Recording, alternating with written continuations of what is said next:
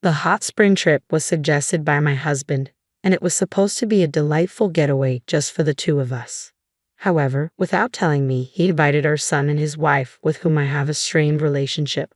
When we arrived at the hotel, my son's wife bluntly said, "If you dislike being with Mike and me so much, why don't you sleep in the parking lot or somewhere around there?" Her mocking words, combined with my husband and son's failure to intervene, pushed me to my breaking point. "Fine, do as you please. I'll be sleeping outside then." "Bye," I retorted and got into the rental car parked in the hotel lot, heading out for a night stroll to clear my mind. As I wandered the streets until dawn, I heard the sirens of ambulances and fire engines. When I turned my phone back on, I found an incredible number of missed calls from my husband and son. "What the hell are you doing? How many times do you think we called and texted you?" my husband demanded when I answered. He and my son were frantic, explaining that a careless smoking incident had caused a fire scare at the hotel. I was utterly appalled by their lack of apology, so I gave my husband one last chance. "Hey, which is more important to you? Mike and his wife or me?" "What? What's with that all of a sudden? Is this the time to be asking that? Just come back already," he replied. "I see, that's fine. Well, Mike is your child with that woman anyway, and it seems like I'm no longer in your eyes." Hearing these words, my husband and son were perplexed on the other end of the phone. That's when I decided to spill a secret, a hidden truth we had been carrying within our marriage. My name is Elizabeth, 46 years old, and this year marks the 20th anniversary of my marriage to James. We both work for a hobby manufacturer company, with James in sales and me in accounting, just as we have since our marriage. We were blessed with a son, Mike, who has become a delightful part of our lives by marrying Jennifer, a girl he met at university. To outsiders, we might appear to be a normal, happy family, but in reality, we are facing a certain issue. One day, as I was preparing dinner after returning home, I noticed James researching something on the computer. Curious, I peered over and saw beautiful resorts and hot springs displayed on the screen. I couldn't help but lean in closer with excitement. James turned to me and said, "Actually, I've been thinking about planning a trip soon." "A trip? That sounds wonderful." I couldn't contain my excitement and raised my voice. "See, we've both been busy working and haven't had much chance for this kind of thing. Don't you think it's about time we let loose a bit?" "Yes, I've been feeling the same way," he replied. Fortunately, outside of our busy seasons, we both have flexible schedules that allow for time off. Just thinking about the trip made me giddy with excitement, something that hadn't happened in years. Though James initially helped with household chores after our marriage, he eventually stopped, citing work as the reason, leaving me to handle most of it. This trip, suggested by James himself, was a much-needed break from the accumulated fatigue and stress, more than anything. I was happy when my husband, who usually only showed interest in his work and rarely conversed with me, suggested we go on a trip together. "The trip is a great idea," I said, "but there's something I've been hesitant to talk to you about." "Hesitant about what? What is it?" he asked. "You know what I'm talking about. It's about Mike and Jennifer." Hearing our son and daughter-in-law's names made my expression darken.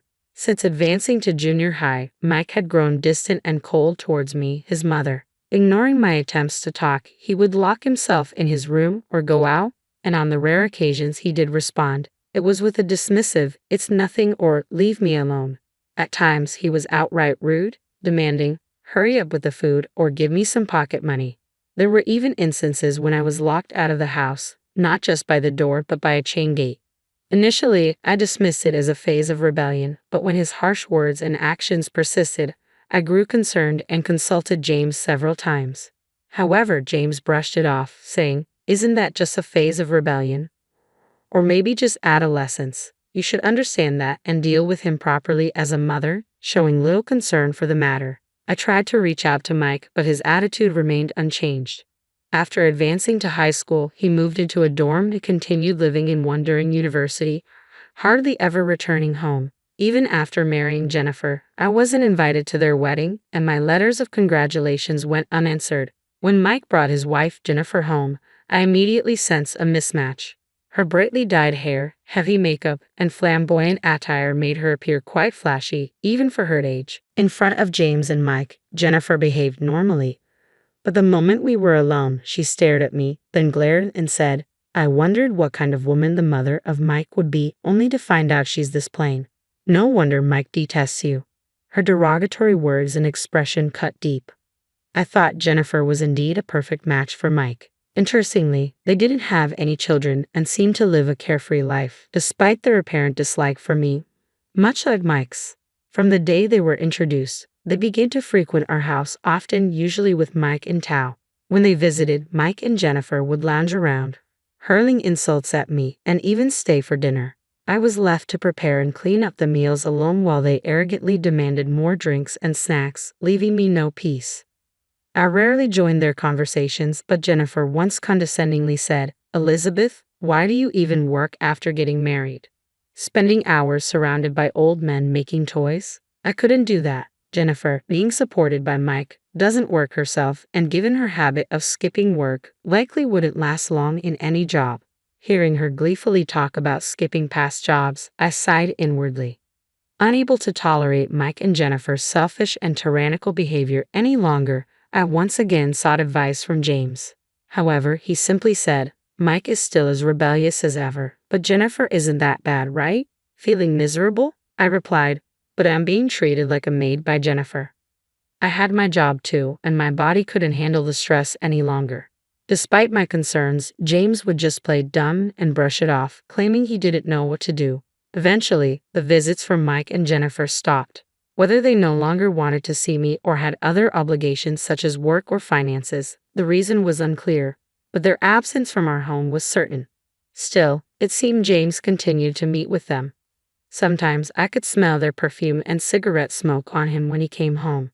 As an asthmatic, cigarette smoke was particularly harmful to me, so I had asked Mike and Jennifer to refrain from smoking inside the house during their visits. Even with our strained relationship, I found relief in not having to endure their unpleasant behavior. I was determined to ensure they wouldn't interfere with our hot spring trip, and I worked hard to convince James of this.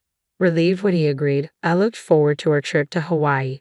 I pored over the guidebook daily, bought new clothes, and eagerly anticipated the vacation. However, the intrusion began on the very first day. As we arrived at the airport security check for our Hawaii-bound flight, pulling our suitcases and preparing to pass through the ticket gates, I was stunned to hear familiar voices. I turned around to see Mike and Jennifer standing there. "What? Why are you here?" I asked in disbelief. "Didn't Dad tell you? We decided to come along to Hawaii," Mike replied. I was dumbfounded and glared at James. "Mike and Jennifer have always dreamed of going to Hawaii," he said. "I'll handle them, so please let's go together." I was astounded. Despite all my efforts, including working hard and dieting for this trip, James still prioritized Mike and Jennifer.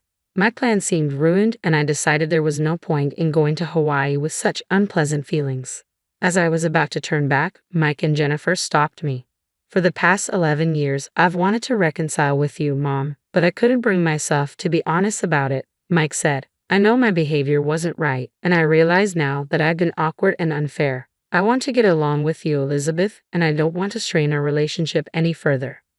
I was taken aback. It was the first time Mike had shown such humility, and Jennifer seemed eager to avoid appearing as the villain. Reluctantly, I agreed to go to Hawaii with the four of us.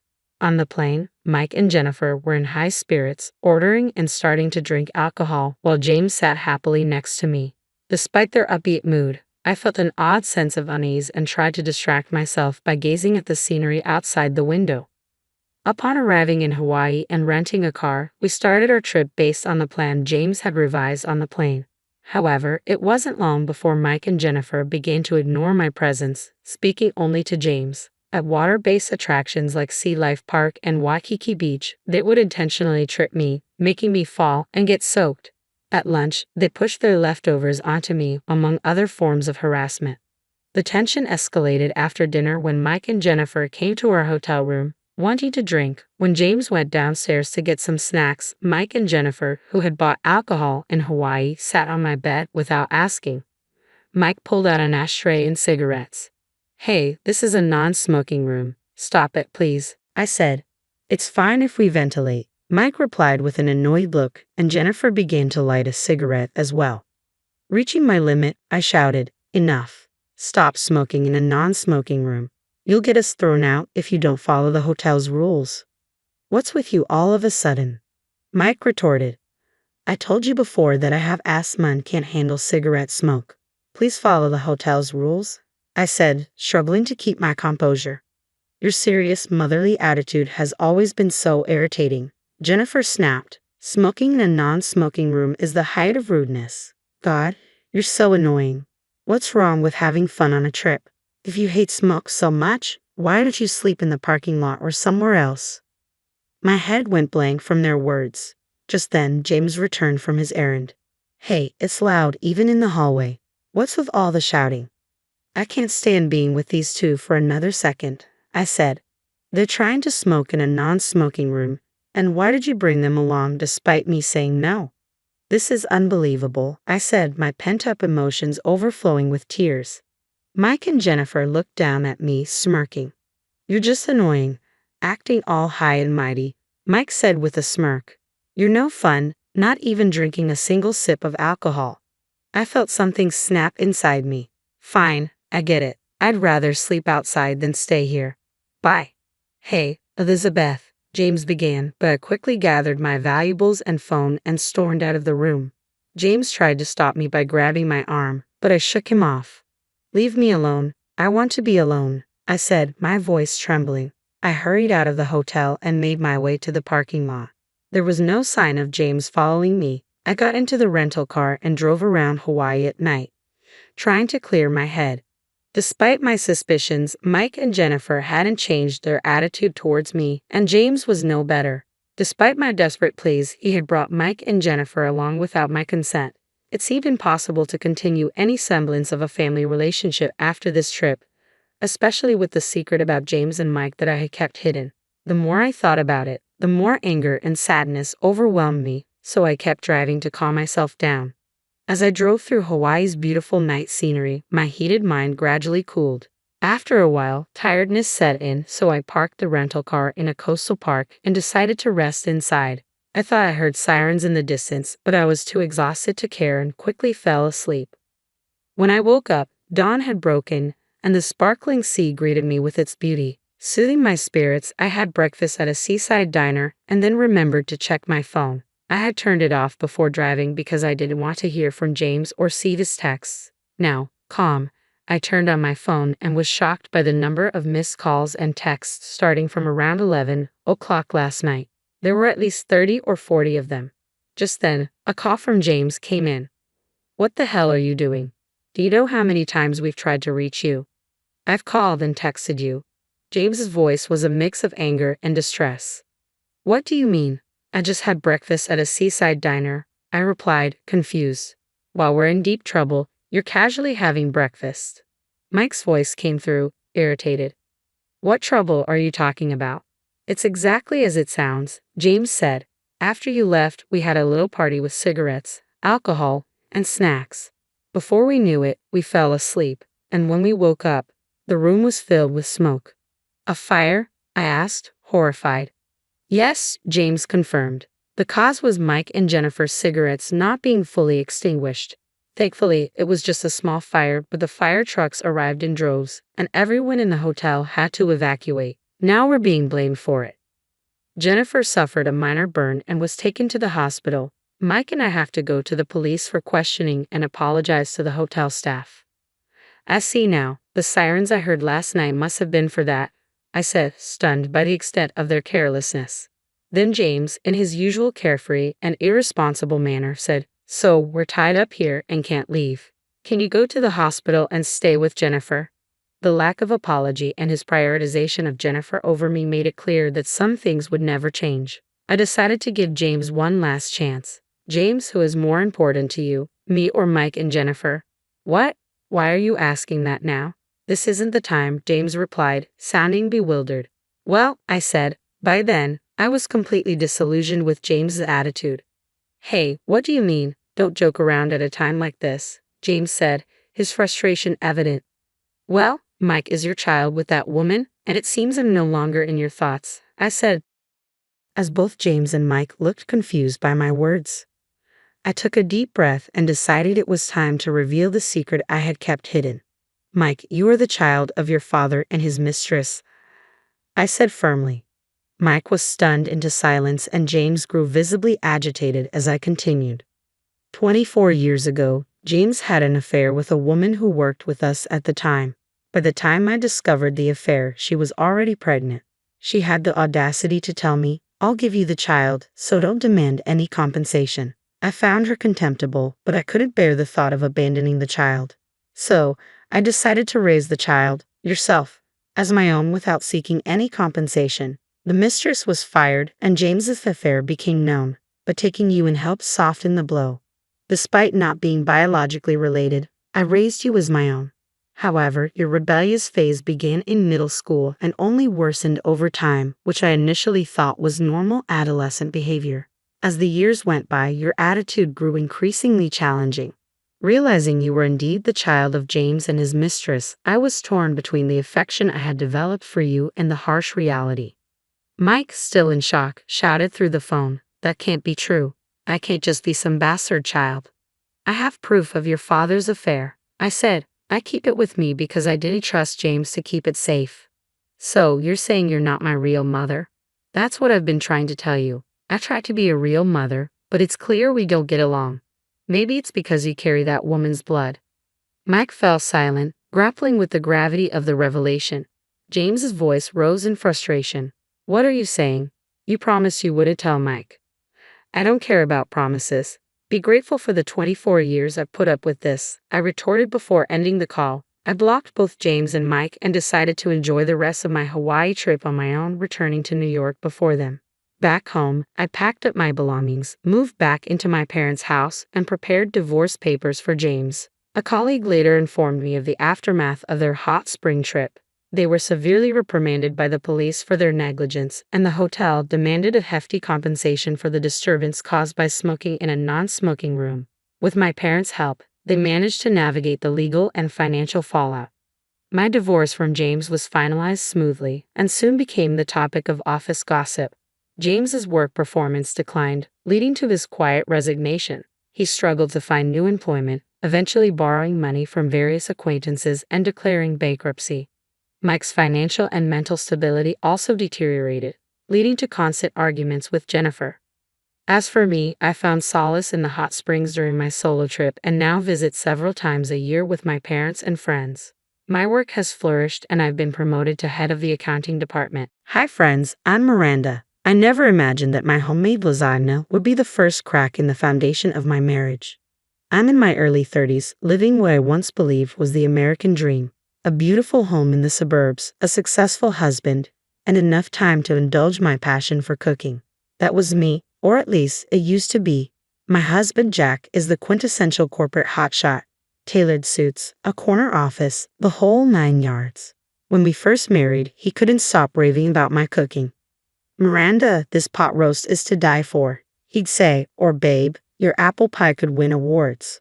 Those compliments were music to my ears. But lately, something's changed. It started subtly, a raised eyebrow here, a lukewarm "it's fine" there.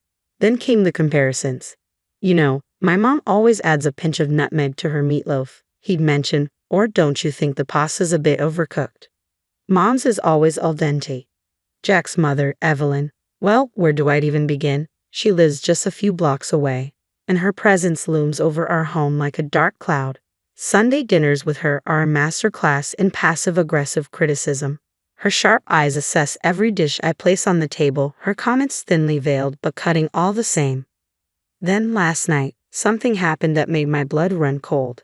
As I served dinner, a roasted chicken I'd labored over for hours, I noticed Jack out of the corner of my eye.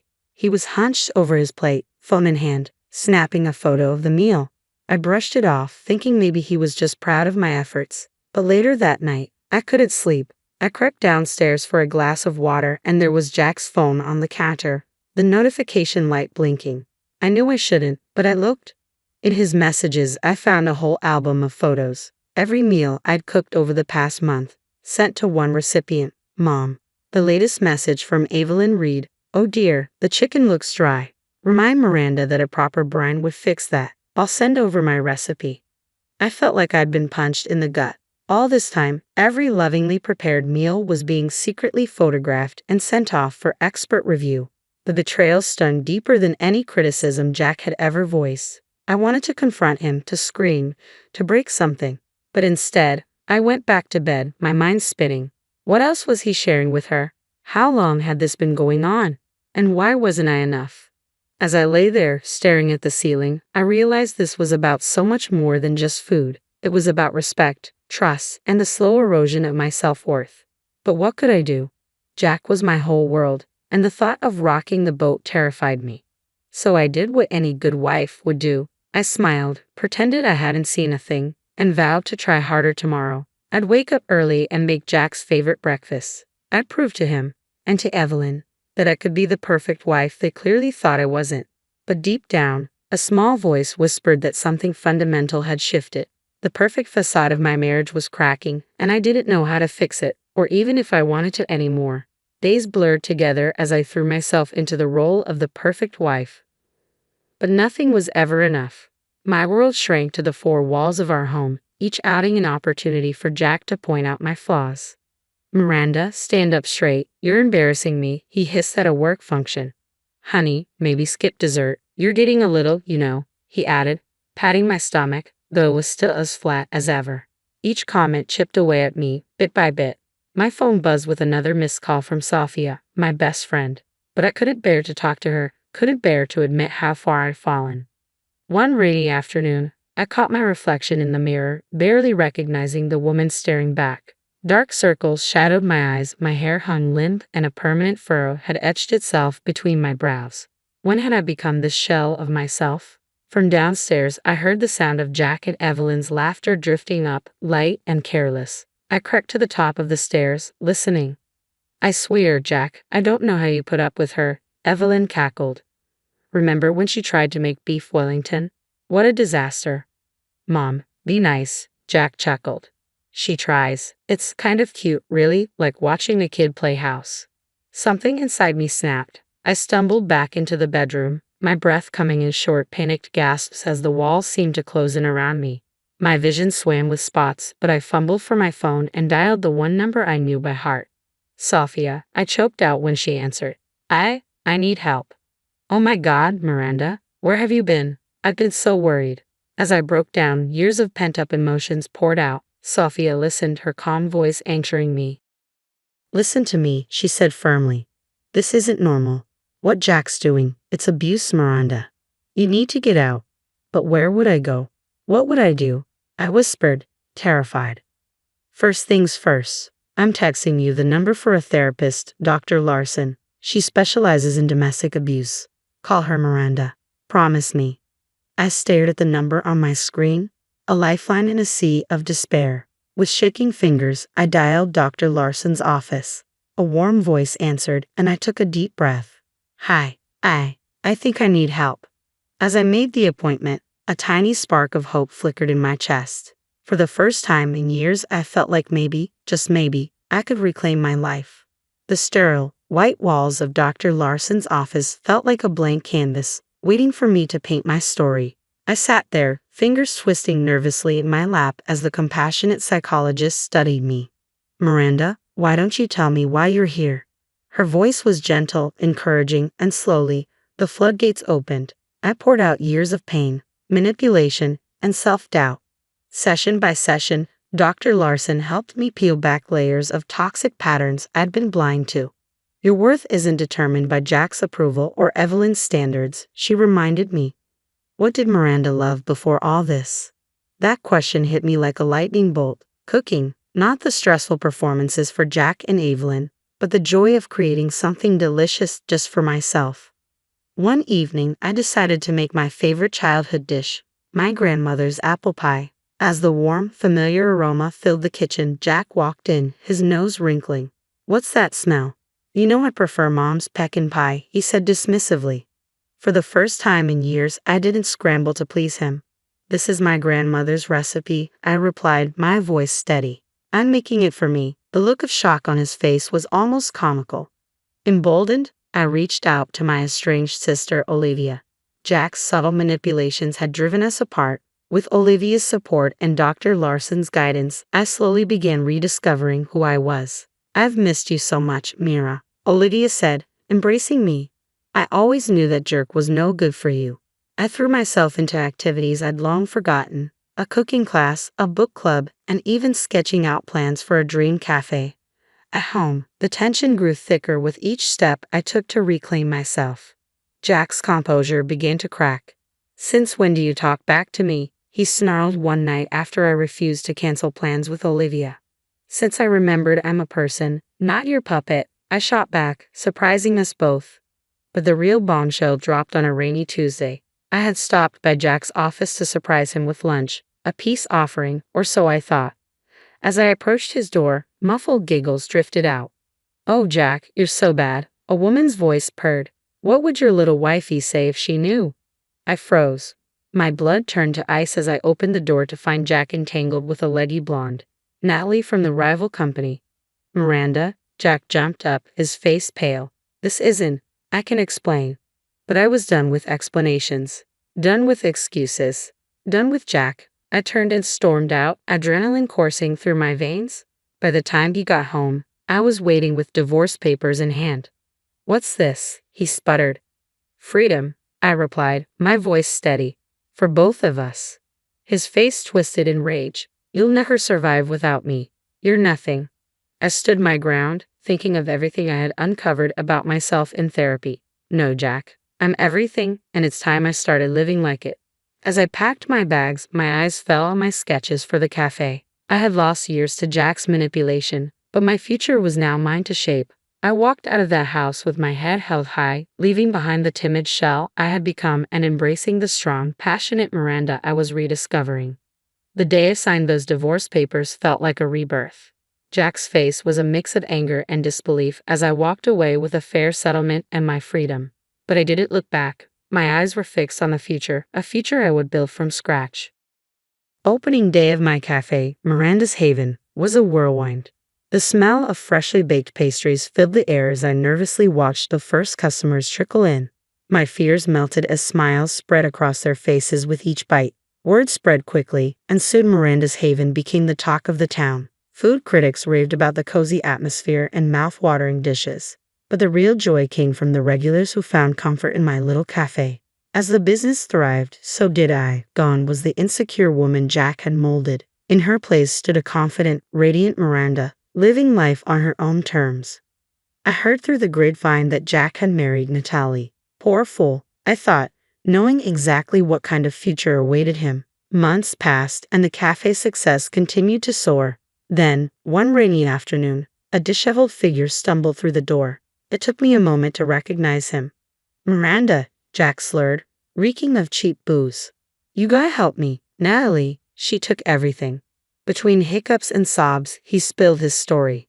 Natalie had played him like a fiddle, manipulating him into signing over his assets and business shares. Now she was gone, leaving him broke and broken. "Please, Miranda," he begged. "I've got nothing left." I looked at the pitiful shell of the man who once controlled my life, feeling a strange mix of pity and vindication. "I'm sorry, Jack, but your problems are no longer my concern." As if on cue, Evelyn burst in, her usual haughty demeanor replaced with desperation. "Miranda, darling, surely you can spare some money for family." I laughed, a lightness filling me as the last ties to my old life unraveled. "Family? You made it clear I was never good enough to be family. Please leave. You're disturbing my customers." They shuffled out into the rain, and I felt the weight lift off my shoulders. The next morning, I opened the paper to see Miranda's Haven had been named the city's best cafe. I celebrated with Sophia, Olivia, and the wonderful friends I'd made, watching them laugh and enjoy the life I had built from scratch. Through the window, I caught a glimpse of Jack in a fast food uniform, staring longingly at the joy and success he'd lost. He had chosen his path, and I had chosen mine. What about you? What would you have done in Miranda's shoes after discovering Jack's betrayal? Would you have confronted him immediately or played the long game like she did? Your experiences matter. Share them in the comments. If Miranda's journey resonated with you, hit that like button and subscribe for more compelling stories of triumph over adversity.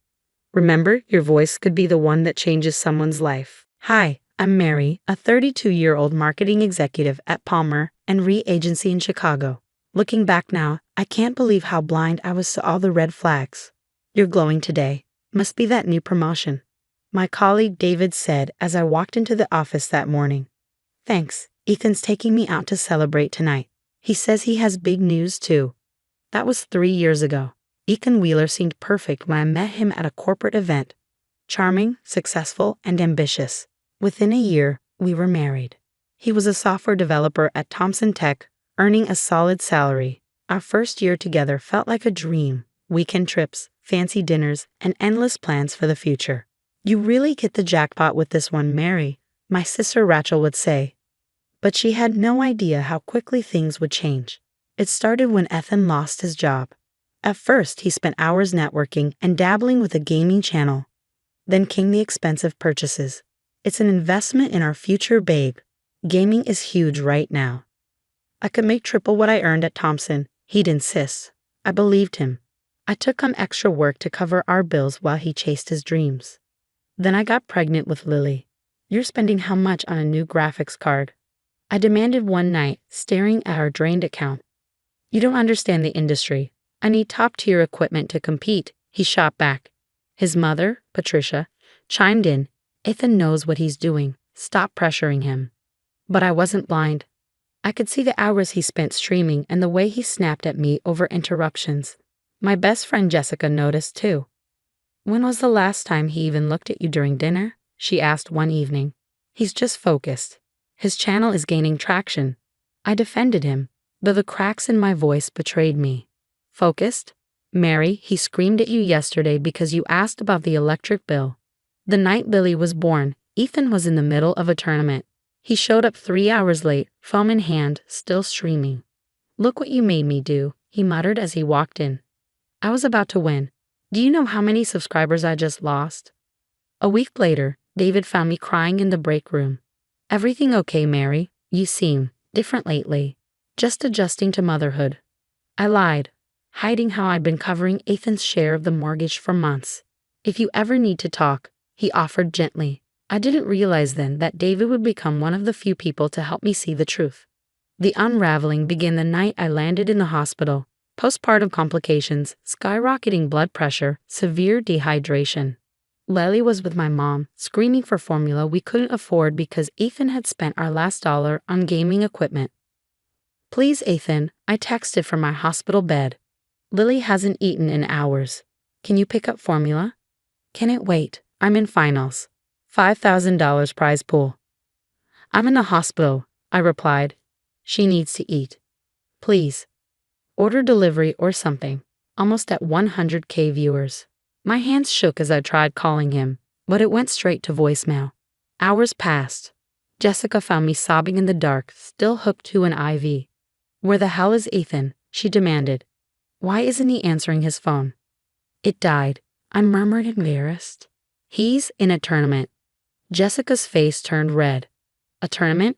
Your wife is in the hospital, your baby needs food, and you're gaming? An hour later, Jessica's furious post went viral. Gaming streamer abandons wife in hospital.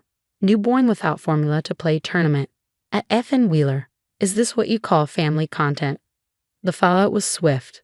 Sponsors dropped him. Viewer counts plummeted. Ethan showed up the next morning fuming.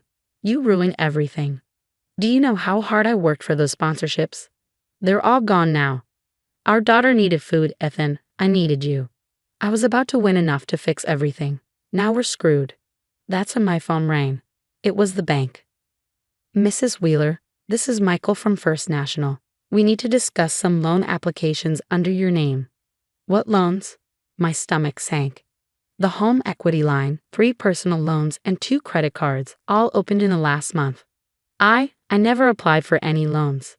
They have your social security number and electronic signature. Patricia stormed into my hospital room mid-conversation, her face red with fury.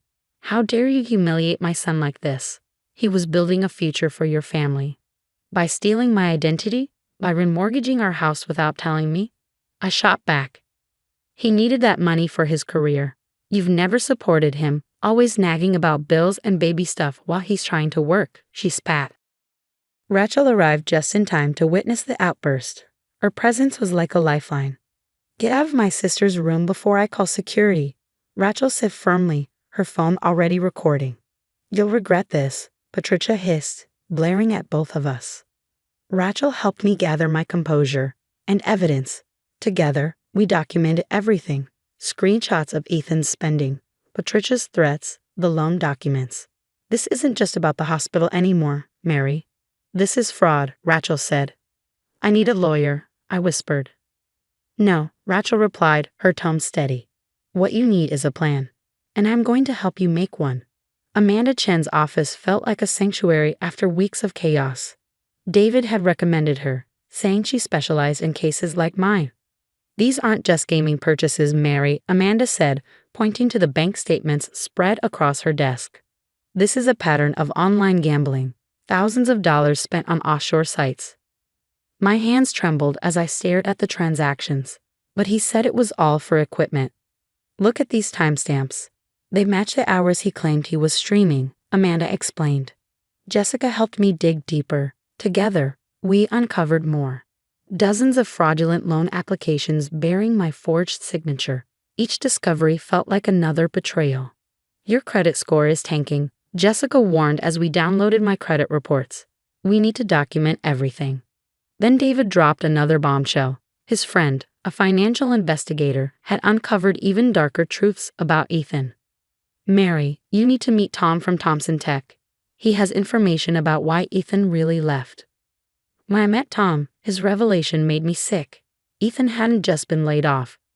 He'd been caught redirecting client payments into personal accounts. They didn't press charges, I asked, horrified. Bad publicity, Tom said. But I kept copies of everything. I always knew he'd do it again. At home, things only got worse. My jewelry began disappearing, including heirlooms from my grandmother. Where's my sapphire necklace? I confronted Ethan one night. Had to pawn it. We need money since you ruined my streaming career. That was my grandmother's, I said, tears welling up. Should have thought about that before you destroyed everything, he sneered. I started quietly preparing my escape. I rented a storage unit and began moving important documents and irreplaceable items. Jessica helped me open a new bank account at a different bank. He's going to notice eventually, she warned. By then, I'll be ready, I replied. Patricia's threats grew more aggressive. She cornered me in a grocery store parking lot. If you leave them, I'll sue for grandparent rights, she snarled. You'll never keep Lily from us. I pressed record on my phone. Are you threatening me, Patricia? I'm promising you, she said. Destroy my son's life, and I'll destroy yours. That night, Ethan had another meltdown when his gambling site locked his account. You think you're so smart, documenting everything. You think I don't see you sneaking around. He yelled, gripping my arm hard enough to leave bruises. You're hurting me. I cried, backing away as my phone recorded everything. You're nothing without me, he spat. Who's going to want a single mom with ruined credit? I glanced at Lily's crib, then at the bruise forming on my arm. She deserved better. We both did. David messaged me the next day. My investigator found something big. Ethan's identity theft goes beyond you, multiple victims. I met with Amanda again, showing her everything, the bruises, recordings, financial documents, and Tom's evidence.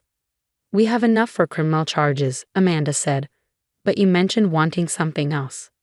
I want him to lose everything like I did, but on his own terms.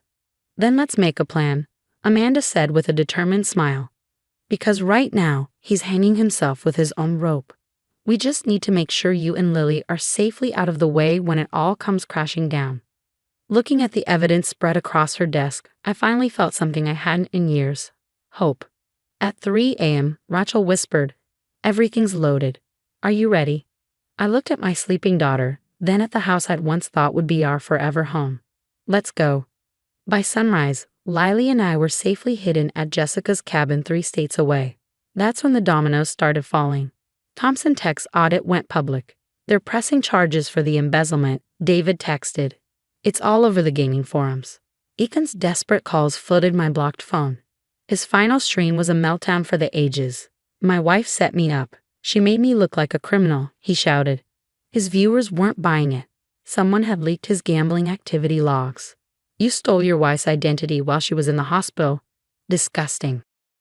Then came the twist I hadn't seen coming. The sweet hand of fate dealing its final cards.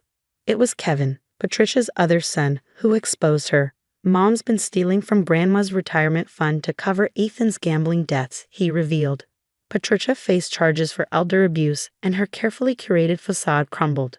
Meanwhile, Ethan's streaming accounts were banned for promoting offshore gambling sites to minors. Sponsors didn't just cut ties, they sued him for breach of contract. Jessica's updates were a mix of grim satisfaction and relief. The loan sharks caught up with him. He tried hiding at Patricia's, but they found him. But I wasn't focused on their downfall. I was focused on rebuilding. Amanda's meticulous evidence restored my credit, and my dedication at work didn't go unnoticed. "We'd like to offer you the marketing director position," my boss announced. "Your crisis management skills during your personal situation impressed the board." Lily thrived in our new life. No more walking on eggshells, no more drained bank accounts, no more daddy passed out at his gaming desk. Our home was finally filled with peace. Then, one day, the call came. "Mary, please," Ethan's voice cracked over the line. "I've lost everything. I'm living in Mom's basement. I can't even game anymore. They blacklisted me. I'm getting help for the gambling. I know I messed up. Please, give me another chance." I held the phone, steady and cold. "Save it, Ethan." The dad who missed his daughter's first words for a gaming tournament. The husband who left his wife alone in a hospital bed. That wasn't messing up, that was who you are. "I've changed," he pleaded. "I'm trying to make things right." "No, you showed me who you were. Now you get to live with it." I hung up, the weight of the past finally lifting. Today, I watched Lily graduate from preschool. She beamed, clutching her little diploma, the top of her class. My promotion had allowed us to buy a beautiful home, one that was truly ours, a safe haven. I'd heard through Jessica that Ethan was sentenced to 6 years for corporate theft and Patricia faced 5 for elder abuse. Their house had been seized to pay off gambling debts. At Lily's graduation party, Jessica handed me a drink. "Any regrets?" she asked. I smiled, watching Lily laugh with her friends, free from the tension that used to poison our home. "Just one," I said. "That I didn't leave sooner." Because my story wasn't about revenge, it was about justice finding its way. Ethan and Patricia had destroyed themselves. I simply made sure Lily and I weren't caught in the wreckage. Life isn't perfect, single motherhood is hard. But every morning, I wake up feeling peaceful, successful, and free. No more missing jewelry. No more overdrawn accounts. No more hiding bruises. Sometimes fate doesn't need your help. You just have to step out of its way and let justice take its course. "Mommy, look at my diploma," Lily said, holding it up proudly. This is what winning looks like. Not a viral takedown, not revenge, just a happy little girl and her mom, building a better life. That's worth more than any gaming tournament prize. This story was an experiment to explore how betrayal unfolds, how someone who seems perfect can reveal their true nature when money and power are involved. Now I have some questions for you. When someone destroys you emotionally and financially like Ethan did, which hurts more? The betrayal itself or realizing the red flags you ignored along the way? Would you have stayed silent and gathered evidence, or would raw anger have driven you to expose them immediately? If you've lived through something similar, did you find that the person who hurt you eventually self-destructed without your intervention? Your stories matter. Share them below. Your experiences might help someone recognize the warning signs before it's too late. If this resonated, like and subscribe for more deep dives into toxic relationships and the road to justice. Hi, I'm Kelly, 28, and living my dream life as a marketing exec in Chicago. Things have been amazing lately, especially since I got engaged to my boyfriend James 6 months ago. We had one of those classic meet cutes in a coffee shop 3 years back. I accidentally spilled my latte on his shirt, yet he still asked for my number. We've been inseparable ever since. Now, we're knee-deep in wedding planning, and it's been a whirlwind. My family, my mom, dad, and younger sister Abby, have been nothing but supportive. When James proposed, they were ecstatic, especially Mom, who immediately started a wedding planning group chat that practically blows up my phone. "Honey, have you thought about your dress yet?" she asked during one of our weekly family dinners. "I haven't had time with work and all," I admitted. "Well, we need to get on that. I heard about this amazing boutique downtown," Abby chimed in. Meeting James's family was a little nerve-wracking. His mom, Linda, is the polished country club type. His dad, Robert, is nice, if a bit reserved, and his sister, Sarah, she's intense. "We're just thrilled to welcome you to the family, dear," Linda gushed when we first met. I remember thinking how lucky I was to be joining such a warm family. Dress shopping became an adventure. Mom, Abby, and I hit every bridal shop in Chicago. Then I saw it, a stunning off-shoulder lace gown that made me feel like a princess. "Oh, Kelly," Mom whispered, tearing up. "That's the one." The price tag was high, but I couldn't resist. It was perfect. Our tiny apartment didn't have the space to store it, though, so Linda offered to keep it at her place. "Don't be silly, dear," she insisted. "It'll be safe here." I agreed, grateful, though I didn't miss how she immediately took charge. 2 months before the wedding, I decided to stop by Linda's to see the dress. I was so excited to try it on again and maybe snap a few photos for my bridesmaids. "Linda, I'm here to see the dress." I called out. She appeared, looking flustered. "Oh, Kelly, I wasn't expecting you." Something felt off. I went to the spare room where it was supposed to be stored, but it was gone. "Linda, where's my dress?" I asked, trying to keep calm. After an awkward pause, she replied, "Oh, about that. I gave it to Sarah." It felt like a punch to the gut. "You what?" I stammered. "Well, Sarah just got engaged and she loved your dress. Since you two are the same size, I thought it'd be perfect for her." My heart sank. "But it's my dress. I paid for it. How could you just give it away?" Just then Sarah walked in, grinning. "Did Mom tell you the good news? Tyler proposed, and Mom gave me your dress. Isn't that great?" I lost it. "No, it's not great. That dress was mine.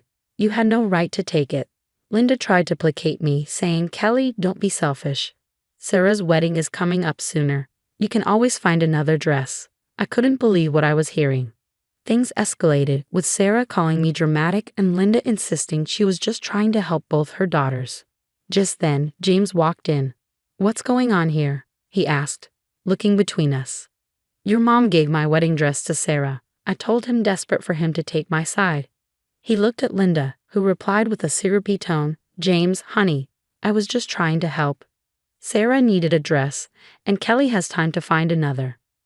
To my horror, James seemed to consider her reasoning. "Well, maybe we can work something out," he offered tentatively. My heart sank. "Work something out." I echoed. This wasn't just about a dress anymore. It was about boundaries, respect, and the family I thought I was marrying into. With everything crashing down, I finally whispered, "I can't do this," and grabbed my purse. As I left, I heard James weakly call after me, "Kelly, wait. We can figure this out." I was already out the door, tears streaming down my face. As I drove away, the realization hit hard. This wasn't just about a wedding dress. The perfect family I thought I was joining was anything but, and James, the man I was supposed to marry, couldn't even stand up for me.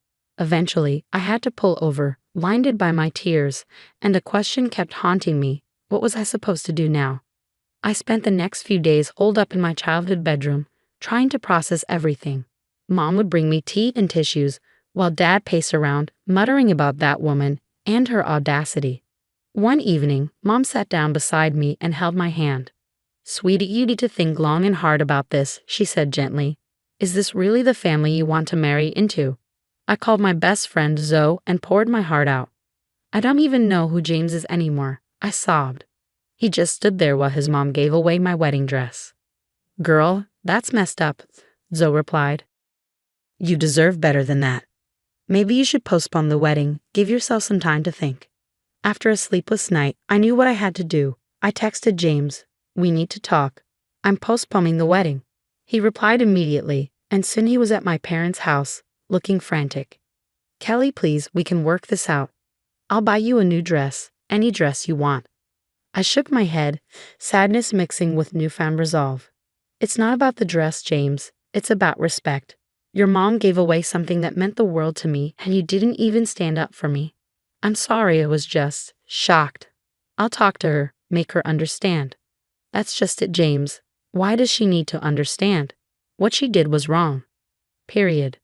A few days later, Linda called, her voice dripping with false sweetness. "Kelly, dear, I'm so sorry for this little misunderstanding. I was only trying to help Sarah, you understand." I took a deep breath, steadying myself. "No, Linda, I don't understand. What you did was wrong." Her tone hardened.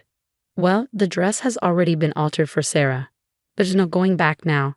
I hung up, a mix of anger and relief settling over me. At least now I knew where I stood. Later, Robert, James's dad, arranged a family meeting, convinced we could work things out.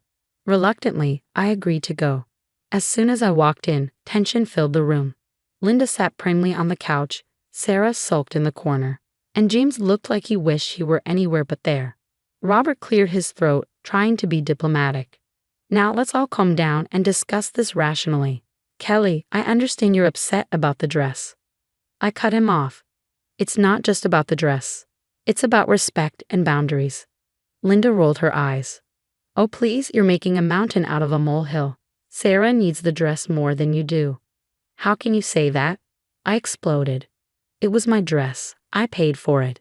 I chose it. It meant something to me. Sarah rolled her eyes. God, you're so selfish. It's just a stupid dress. I looked to James, searching for support, but he just looked away, mumbling, maybe we can find a compromise. That was the last straw. I stood up, my voice shaking. There is no compromise. I won't be attending any wedding without my original dress. And you know what? I'm starting to think there shouldn't be a wedding at all. Linda gasped, feigning shock. You throw away your relationship over a dress? How childish. I looked her straight in the eye. No, I'm walking away from a toxic situation where my feelings and my belongings aren't respected. James finally spoke up, a hint of desperation in his voice. Kelly, please don't do this. We love each other. I felt a wave of sadness. Do we, James? Because love should include respect and support, and I'm not feeling either from you right now. The room erupted into chaos. Linda and Sarah hurled accusations, calling me selfish and dramatic. Robert tried to calm everyone down, and James, he just stood there, torn between me and his family. In that moment, I knew. I slipped off my engagement ring and placed it on the coffee table. I'm sorry, James, but I can't marry you. Not like this. The silence was deafening. James's face crumpled. Kelly, no please. But I was already heading for the door. As I left, I heard Sarah's smug voice. Well, I guess I'll be needing that dress after all. I got in my car, hands shaking but heart surprisingly calm. It hurt. God, it hurt. But as painful as it was, I knew I'd look back on this as the moment I chose myself. The weeks following my breakup with James were tough. I was determined to move forward. My family and friends rallied around me, offering support and reminding me of my worth. Zoe dragged me out for girls' nights, insisting I reclaim my fabulousness. At work, I threw myself into a big project, channeling all my emotions into creativity. Meanwhile, I heard through the grapevine that Linda was spreading rumors about me. Apparently, I was now a gold digger who trapped James and then cruelly dumped him. It stung, but I refused to engage. My silence spoke volumes. Months passed, and then Sarah's wedding day arrived. I tried not to think about her wearing my dress, focusing instead on a weekend getaway with my sister. But the drama found me anyway. My phone buzzed with a text from my friend Alex. Gee, you won't believe what just happened at Sarah's wedding. Curiosity got the better of me. I called her back immediately. Alex, what happened? Spill. Buckle up, because this is wild. Alex said, her voice brimming with excitement. Apparently, Linda had been a nightmare throughout the wedding planning, constantly overruling Sarah and her fiancé Tom's decisions. On the wedding day, she tried to change the entire ceremony layout at the last minute. I couldn't help but chuckle. You're kidding on the actual wedding day. I wish I was. She was going on about how the altar needed to face a different way and how they needed to redo the seating chart. But Tom lost it, Kelly. Like full-on explosion. He yells, "This is our wedding, not yours," then goes off about how Linda's been controlling everything. But the kicker? Sarah sides with Linda. She's all, "Mom just wants what's best for us." So Tom says, "I'm sorry, Sarah, but I can't marry into this family." Total chaos. And get this, Sarah tried to pin it on you. She told everyone that if you hadn't been so selfish about the dress, none of this would have happened. I couldn't help but laugh. Of course she did. Thanks for the update, Alex. It's crazy, but honestly, I'm just glad I'm not part of that mess anymore. As I hung up, I shook my head at the absurdity of it all. What had once been a source of pain now felt like a distant, almost comical memory. A week later, I got a call from James. Kelly, I am so sorry. I see now how toxic my family is. Can we talk? I took a deep breath. James, I appreciate your apology, but it's too late. I've moved on, and I think you need to work on yourself before you're ready for a relationship. You're right, he said softly. I've started seeing a therapist. I just wanted you to know that you were right about everything. A year flew by. I was thriving at work, and I had even started dating again. Nothing serious, but it felt good to put myself out there. Friends told me Linda's social circle had shrunk. Her controlling behavior had finally caught up with her.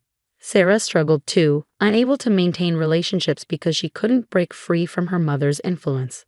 As for me, I was grateful. Grateful for the strength I found, grateful for dodging a bullet, and excited about my future. Standing up for myself had been hard, but it led me to a life filled with respect, love, and genuine happiness. So what would you have done if you were in Kelly's shoes? Would you have confronted Linda and Sarah more aggressively? Or do you think Kelly made the right choice in walking away from the toxic situation? Share your thoughts in the comments below. I'd love to hear your perspective on handling family drama and standing up for yourself in tough situations. If you enjoyed this story and want to hear more like it, don't forget to hit that like button and subscribe. Your support means the world to us and helps us bring more engaging content your way. Thanks for watching. Hi everyone, I'm Amanda Wilson. I'm 25, a marketing manager at Thompson & Company. Life was perfect, until it wasn't. It all started 6 months after Lucas and I got married. Baby, my parents aren't getting any younger. We should move in with them, Lucas said one evening. His warm brown eyes convinced me it was the right thing to do. Of course, sweetie. They've been so kind to me, I replied, unaware of what lay ahead. The first week was pleasant enough. Margaret, my mother-in-law, gave me a tour of their sprawling Victorian mansion. This will be your home now, dear. We do things differently here, she said. That should have been my first red flag. At dinner, Margaret would glare at my phone. Amanda, why is your phone always in your hand? It's rude during family time. I tried to explain. I was just checking work emails. But she'd snatch it from me. I'll return it when you need it for work. Lucas sat there, silent, just stirring his soup. Mom's right, honorable, let's focus on family. Next came the financial control. Your paycheck should go into our family account, Robert, my father-in-law, announced one morning. We pool resources here. When I protested, Margaret interjected, we provide everything you need. Lucas nodded in agreement, leaving me feeling trapped. Linda, Lucas's sister, observed my every move from her room across the hall. Mom, Amanda was on the phone in the backyard for 30 minutes today, she'd report. I felt under surveillance 24/7. My only solace was Rachel, a friend from work. This isn't normal, she whispered over lunch one day. I tried to brush it off. They mean well. But deep down, I knew she was right. My brother Mark noticed the change in me too. Sis, you look different. Everything okay? He asked during a rare visit, but I'd lie. I'm fine. Margaret's sharp gaze from the kitchen window reminded me to stay quiet. One day Sarah, our neighbor, slipped me her number while we were out getting the mail.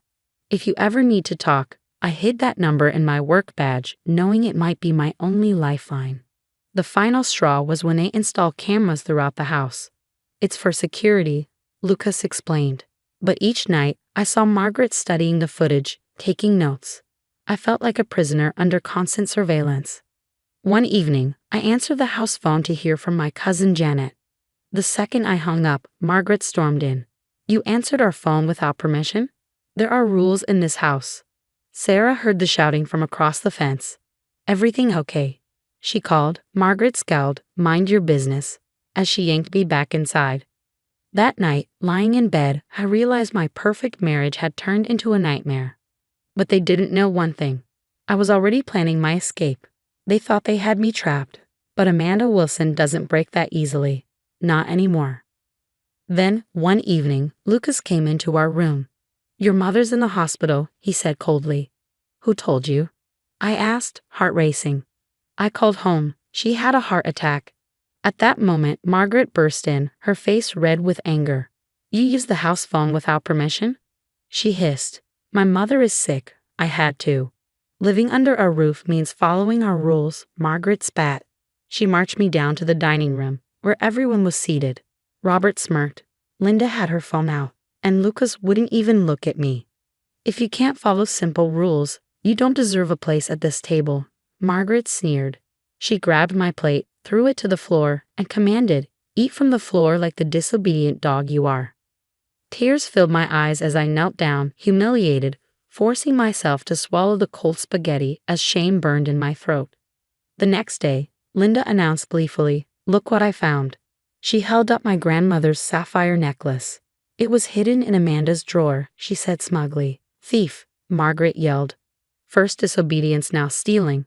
Check the security cameras." I begged them to check the security footage, insisting it would show Linda sneaking into my room. But Robert just smirked. "Unfortunately, the cameras were down yesterday. Then they locked me in my room for 2 days. Until you learn respect," Margaret sneered as she shut the door. But I used that time well. I hid in a small camera, recording their voices through the walls. One evening, I caught Lucas murmuring to Linda outside my door. "Should have married her for her money like we planned, but her family's broke. Total waste. At least we're getting her salary." Linda laughed, "And those fake investment documents you made looked pretty convincing." I recorded everything. The abuse escalated. They controlled my bathroom breaks, forbade me from work calls, drained my bank accounts. One morning, as I tried to leave for a client meeting, Robert blocked the door. "Going somewhere?" he asked. "Cancel it. Margaret needs help cleaning." I feigned defeat, nodding. "Yes, sir." Inside, I was only getting stronger. Late at night, I overheard Lucas on the phone, slurring his words. "Yeah, cook the books real good. Boss won't notice the missing funds." "What audit?" He carelessly left documents lying around, and I snapped photos of wire transfers, fake accounts, evidence of this fraud. Linda grew bolder with her theft. My wedding ring vanished, then my watch. Each time they blamed me. Such a disappointment, Margaret sneered at dinner. "No wonder your own mother had a heart attack." I ate silently, documenting every insult, every humiliation. They thought they were breaking me, but each word was another piece of my case. One night, Lucas grabbed my arm hard enough to leave a bruise. "Mom says you've been acting suspicious," he hissed. I played along, acting frightened. "I'm just trying to do better, I promise." He bought it, just as they all did, never realizing every bruise was photographed, every threat recorded, every document copied. My friend Rachel was my lifeline. "Please tell me you got my message," I whispered into my hidden phone one day in the office bathroom. "Girl, I've been worried sick." "That bruise on your face." She began, but I cut her off. "I can't talk long. I need your help." We planned quick, secret meetings when I had client calls. Rachel's car would wait 3 blocks away, hidden. She assured me, "Everything's backed up, safe in the cloud." Then, during one of our meetings, I whispered, "I found something in Lucas's briefcase. They're running insurance scams through the family business, claiming fake damages. That's how they're funding their new beach house." The tax forms I copied showed they hadn't paid taxes in years. Robert was funneling money through offshore accounts hidden under layers of fraud. One night, as I cleaned in Margaret's office, a stack of real estate papers slipped out of Lucas's drawer. Properties flipped multiple times in a single day, values inflated with each sale. I quickly photographed everything. "Just tidying up, Margaret." I called upstairs, my heart racing. During a supervised visit, my brother Mark slipped me a card from a domestic violence advocate. "Dropped my keys," he whispered, bending down. "Jennifer's expecting your call." I kept that card hidden, knowing it might be my way out. Jennifer, my advocate, became my silent ally. "Keep gathering evidence," she advised. Meanwhile, Sarah, my watchful neighbor, captured everything she saw and heard. "Heard the screaming again last night," she told me over the fence while I pretended to garden under Margaret's watchful eye. "Got it all on video, even that thing with the garden hose." Linda's obsession with surveillance backfired. She'd recorded her own threats, thinking she was catching me in the wrong. One night, when Margaret saw her footage, she shouted, "Delete that now." But it was too late. I'd already uploaded it to my evidence folder. Lucas was getting sloppy. One evening, after a few too many drinks, he left his laptop open. "Come to bed, baby," he called. But I was busy snapping photos of emails about fake insurance claims. "Just finishing up some business," he slurred. "Of course, honey," I replied, click, click, click. The next morning, as I made breakfast, Margaret watched me with satisfaction. "You're finally learning your place." Yes, Mother Margaret, I replied, every word recorded by the hidden camera in my necklace. At dinner, Robert boasted, just flipped another property. Those suckers didn't see it coming. I hit record, every smirk, every sneer documented. Jennifer helped me plot every detail. Once you're ready, we move fast. Rachel had secured a safe apartment for me under her name. Mark found a fierce divorce lawyer. Then the final piece fell into place. Linda, not realizing her phone was recording, bragged on a call. We've got her trapped. She has no idea about the offshore accounts. I saved that audio directly to my folder. Sarah, ever vigilant, recorded Robert threatening me in the driveway, Margaret tossing my clothes onto the lawn, Lucas shoving me against the car. Look at this sad little bird trying to fly away. Margaret mocked me when she caught me looking out the window one night. I lowered my eyes, pretending to cower under her gaze. She thought she'd broken me. What she didn't know was that every cool move they made only equipped me with the tools to bring them down. The game was almost over, and they had no idea. They were already defeated. It all came to a head when my boss insisted I attend a mandatory week-long business conference. Margaret's face turned purple with fury when I mentioned it. Absolutely not, she shouted, but I wasn't backing down. It's mandatory, Mother Margaret, I calmly replied. Lucas, sensing an opportunity to keep me in line, stepped in. Let her go. We don't want her losing that paycheck. It was the perfect excuse. Rachel picked me up for the airport, and my packed suitcase was light, containing only essentials, and the carefully hidden evidence I'd been gathering. As we drove away, I whispered, "Goodbye, House of Horrors." 3 days later, everything fell apart. I saw a flood of desperate voicemails from Lucas. "Amanda, answer your phone now," he pleaded. The universe was playing its hand. While I was away, Lucas's fraud had been exposed. A colleague had reported him, and soon the headlines read, Wilson Enterprises CEO and CFO arrested for massive corporate fraud. The best part? Linda called me, begging, "You have to come back. They're investigating everything." I coldly responded, "Sorry, wrong number," before hanging up from my new apartment. The dominoes fell beautifully. IRS agents swarmed their home after someone, definitely not me, tipped them off about Robert's tax evasion. Margaret's screams were broadcast on the news when she was arrested. "This is all Amanda's fault," she shrieked, but in reality, it was their own greed that had done them in. The icing on the cake came when Linda's own theft ring was exposed.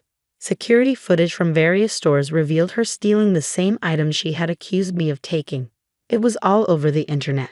"Your family's going viral," Rachel said, showing me her phone, the now infamous floor-eating video leaking during court proceedings. And then my new life began. Thompson & Co. promoted me to Director of Marketing. My brother Mark helped me move into my own place, my own space, my own rules.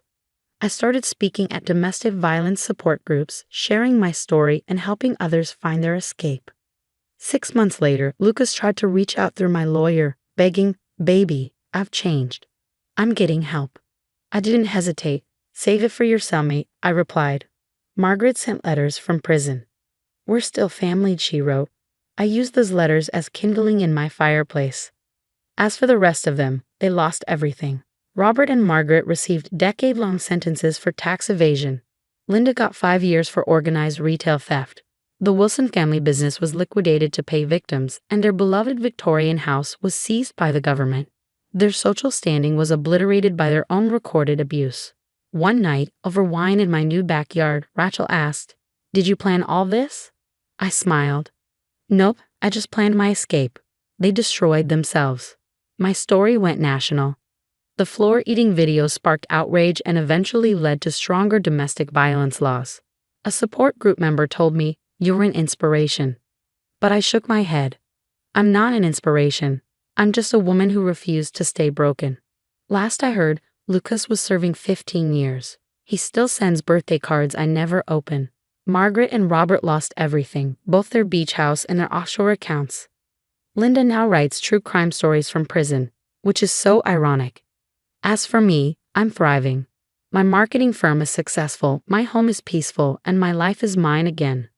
Sometimes I drive past their old house. A new family lives there now, and I can hear the sound of laughter coming from the open windows. The golden cage that once trapped me is now empty, and this bird, she's soaring free. Remember my story, not for revenge. It was just karma doing its job. Remember it because you're stronger than you think. No cage, no matter how gilded, is worth your freedom. What would you have done if you were in my shoes? When Margaret forced me to eat from the floor, would you have quietly gathered evidence like I did, or would you have confronted her right then and there? Some people say I should have fought back immediately, but I chose the long game. What do you think? Share your thoughts in the comments below. If you want to hear more stories of triumph over toxic people, don't forget to hit that like button and subscribe. Your support helps me continue sharing real-life experiences that can help others recognize and escape abusive situations. Stay strong, and remember, sometimes the quietest revenge is the most powerful. Hey everyone, I'm Kestrel. Have you ever thought you escaped a snake pit, only to realize the snakes are still hot on your heels, ready to strike again? Well, that's where my story starts. Stick around till the end, and trust me, you're going to want to hear how this soap opera ends.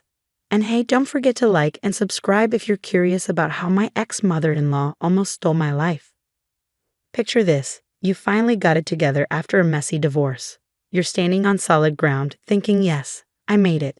Then bam, karma winks and says, not so fast. That's where I found myself just last month. I'm 32, a real estate agent, and most importantly, a mom to my incredible 7-year-old daughter, Emma. Life was finally going smoothly until Martha, my ex-mother-in-law, decided to play matchmaker, and she chose my kid's birthday party of all places. Emma's so excited about her party next weekend. I told my colleague Sophia over coffee, I just hope Martha doesn't turn it into another family reunion. Sophia gave me a knowing look. Girl, why do you even let your ex's family stay involved? That's just inviting trouble. I know, but Emma loves her grandparents, and I don't want to be that bitter ex who cuts them out, I sighed. That afternoon, I was showing a beachfront property when my phone buzzed for the 10th time that day. Martha again. Kestrel dear, did you order the cake yet? I went ahead and ordered one myself, just in case. And oh, I invited a few more people. You remember my nephew James, don't you? Martha, we agreed on a small party. Emma gets overwhelmed with too many people. Nonsense. Family is everything. Besides, James has been asking about you. I hung up, my stomach twisting.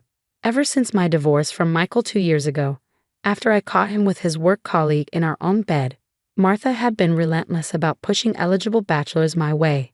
Lately, her focus had zeroed in on James, who mysteriously seemed to appear at every family event. That evening, as I was helping Emma with her homework, my ex-sister-in-law, Rachel, called. Hey, just a heads up, Mom's planning something for Emma's party. I overheard her and James talking about some big announcement. What kind of announcement? I asked, feeling a chill. Not sure, but knowing Mom. Be careful, Kestrel. James isn't exactly the nice guy she makes him out to be. I looked at Emma, who was happily coloring her princess invitations, blissfully unaware of the storm brewing. After Michael's lies, gaslighting, and emotional manipulation, I'd vowed to keep toxic people out of our lives. But Martha was like a spider, weaving her web so subtly you didn't realize you were trapped until it was too late. Mommy, can I wear my tiara to my party? Of course, baby. It's your special day, and nothing's going to ruin it. If only I had known how wrong I was. Sometimes the people who claim to love you the most are the ones with a knife hidden behind their back. I closed my laptop, done with work for the day, watching Emma twirl in her princess dress. We'd survived Michael's betrayal, rebuilt our lives, and found our rhythm. But Martha's constant meddling was escalating, and something about this party felt like the calm before a storm. The morning of Emma's birthday began like a fairy tale, streamers, balloons, and my little girl bouncing with excitement. But by the afternoon, it was starting to feel like a nightmare. Mommy, Ashley and Katie are here. Emma squealed, running to greet her friends in her sparkly purple dress as I hung the last of the decorations. When Martha burst through the door, she brought what looked like half the family tree in tow. Where should we put all these extra chairs? She trilled. James, be a dear and help set them up. My heart stopped. James. Of course he was here, flashing that fake smile that never quite reached his eyes. Before I could protest, Martha had taken over my kitchen, moving everything I carefully arranged. These store-bought cupcakes won't do, she declared, shuffling my carefully prepared food aside. Good thing I brought my homemade ones. Martha, Emma specifically asked for chocolate cupcakes, which is why I. Nonsense. Trust me, I know what's best. Oh, James, doesn't Kestrel look lovely today? Across the room, Rachel caught my eye, her worried expression mirroring my own. The party was growing stifling with all these uninvited family members, most of whom I never even met. Emma's friends huddled together in a corner, looking overwhelmed. Then it was time for cake. My stomach churned as Martha insisted on gathering everyone around. Emma stood there, her tiara askew, 7 tiny candles flickering in front of her. She looked so small amidst the crowd of strangers. Before we sing, I have a wonderful announcement. Martha's voice rang out, sharp as a bell. Martha, don't. Rachel tried to interrupt, but it was too late. Our dear Kestrel and my nephew James are getting married. Isn't it wonderful? Emma's finally getting a new daddy. The room fell silent. Emma's face crumpled, her eyes filling with tears. But I don't want a new daddy, she whimpered. James stepped forward, attempting to put his arm around me. Surprise, honey. I shoved his arm away, my voice shaking with rage. What the hell is wrong with you people? You are lying. Emma burst into tears and ran upstairs. Her friends' parents looked horrified, murmuring excuses as they gathered their things to leave. How dare you, Martha? I spat, feeling my blood boil. There is no engagement. There never was. Don't be silly, dear, Martha said, her tone icy. James and I have been planning this for weeks. It's perfect timing. And that's when I saw it, the smug look James and Martha exchanged. This wasn't a misguided attempt at matchmaking. This was calculated. Everyone out. Now, my voice was ice cold. The party's over. But the presents, Martha started, eyes wide with feigned innocence. Get out. As the crowd filed out, I caught James whispering something to Martha. She nodded, that smug smile plastered on her face. Only Rachel stayed behind, helping me clean up the wreckage. Kez, there's something you need to know about James, she said quietly. He's done this before. Upstairs, I could hear Emma's muffled sobs. My little girl's special day had been ruined, and beneath my fury, something stronger was brewing. Determination. They thought they could manipulate me, push their way into our lives. But I'd had enough. This wasn't just about a birthday party anymore. This was war. 2 days after the party fiasco, I sat with Sophia at work, still trembling with anger as I showed her Emma's new therapy schedule. She hadn't slept through a single night since that day. Her teacher had called to let me know Emma had a panic attack when someone mentioned birthdays in class. Sophia's fingers flew over her keyboard. Your mother-in-law picked the wrong real estate agent to mess with. I've got contacts all over. Let's see what Prince Charming James has been up to. My phone buzzed. A passive-aggressive text from Martha. Emma needs a father figure. You're being selfish. Sophia spun her monitor around. James Henderson, formerly James Mitchell. He's changed his name twice in 5 years. Look familiar. The screen showed a list of lawsuit filings. Multiple women, single mothers, accusing him of love bombing, staging fake engagements, then helping his family file for custody rights. There was more. Rachel had joined us, holding a worn notebook. I found Mom's notebook. She's been documenting everything. Every time Emma was late to school, every scraped knee, every day you worked late. She's building a case. My blood ran cold. A case for what? Grandparents' rights, Rachel said, her face pale. With James claiming to be Emma's future stepfather, they think they have grounds to petition for partial custody. Nausea twisted my stomach as I opened Martha's Facebook page. Hidden within her posts were countless subtle jabs. Praying for my granddaughter Emma. Single mothers have it so hard. Worried about Emma's emotional well-being. Children need stable father figures. She'd been planning this for months. Rachel's face softened. She did the same thing to Michael's first wife, you know. Made her look unstable until she finally gave up trying to see her son. The pieces fell into place.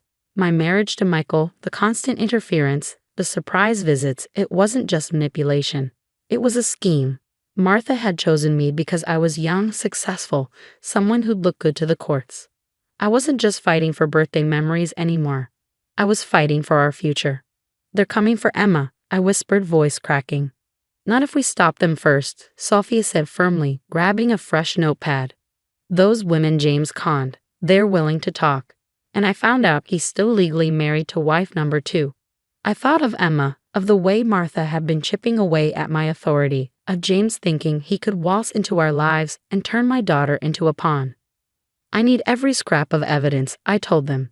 Every text, every email, every social media post. If Martha wants to document my parenting, then let's show her how it's really done. Rachel squeezed my hand. Mom's hosting her annual charity brunch next weekend. Everyone who's anyone in the family will be there. A plan began forming in my mind. If Martha liked putting on shows, fine. I'd give her a performance to remember. The charity brunch was in full swing when Rachel and I entered. The country club's dining room buzzed with the chatter of family members and society elites. It was the perfect audience. Kestrel, I'm so glad you came to your senses about the engagement. Martha rushed over, pulling James along. Everyone's been asking about the wedding plans. Oh, I have an announcement about that, I replied, glancing at Rachel. She nodded, dimming her lights as a projector screen descended from the ceiling. What's this? Martha's smile faltered. A very special presentation. I clicked the remote. Suddenly, James's mugshot filled the screen. Everyone meet James Mitchell, or is it Henderson now? Hard to keep track with all the name changes. 3 fraud convictions, 2 ongoing lawsuits, and my personal favorite, a current marriage license. His? What? Martha's face went white. That would be to me. A woman strode into the room, a designer handbag swinging at her side. Hi, honey, miss me. James stumbled backward. Sarah. Thanks for the tip about my husband's whereabouts, she nodded at me. The divorce lawyer says the fraud charges are a slam dunk. Martha tried to regain control. There must be some mistake. Like the mistakes you made with Michael's first wife? I clicked to the next slide. Or the custody battle you orchestrated. Or these posts defaming my parenting. I was protecting Emma. By traumatizing her. I asked. By making her afraid of her own birthday. An older woman stood up, Martha's sister. Is this true? Like what you did to my daughter-in-law? The room erupted. Years of Martha's lies and manipulation unraveled as more family members connected the dots. You told me Janet abandoned her son, a cousin said. So that's why Claire left town. As James tried to slink toward the exit, 2 uniformed officers blocked his path. Sir, we have some questions about those fraud charges. 6 months later, Emma and I stood in our backyard, hanging decorations for her half-birthday party. Her therapist had suggested reclaiming birthdays with happy memories, just us and real friends this time. Rachel and Sophia were helping too. Since that fateful brunch, Martha's social circle had crumbled. James was facing jail time for fraud, and Sarah won everything in the divorce. And Martha? The family court judge took one look at the evidence and terminated all her rights to see Emma. I watched my daughter, healthy and happy again. Sometimes the best revenge isn't about getting even. It's about breaking free and building something better from the ashes.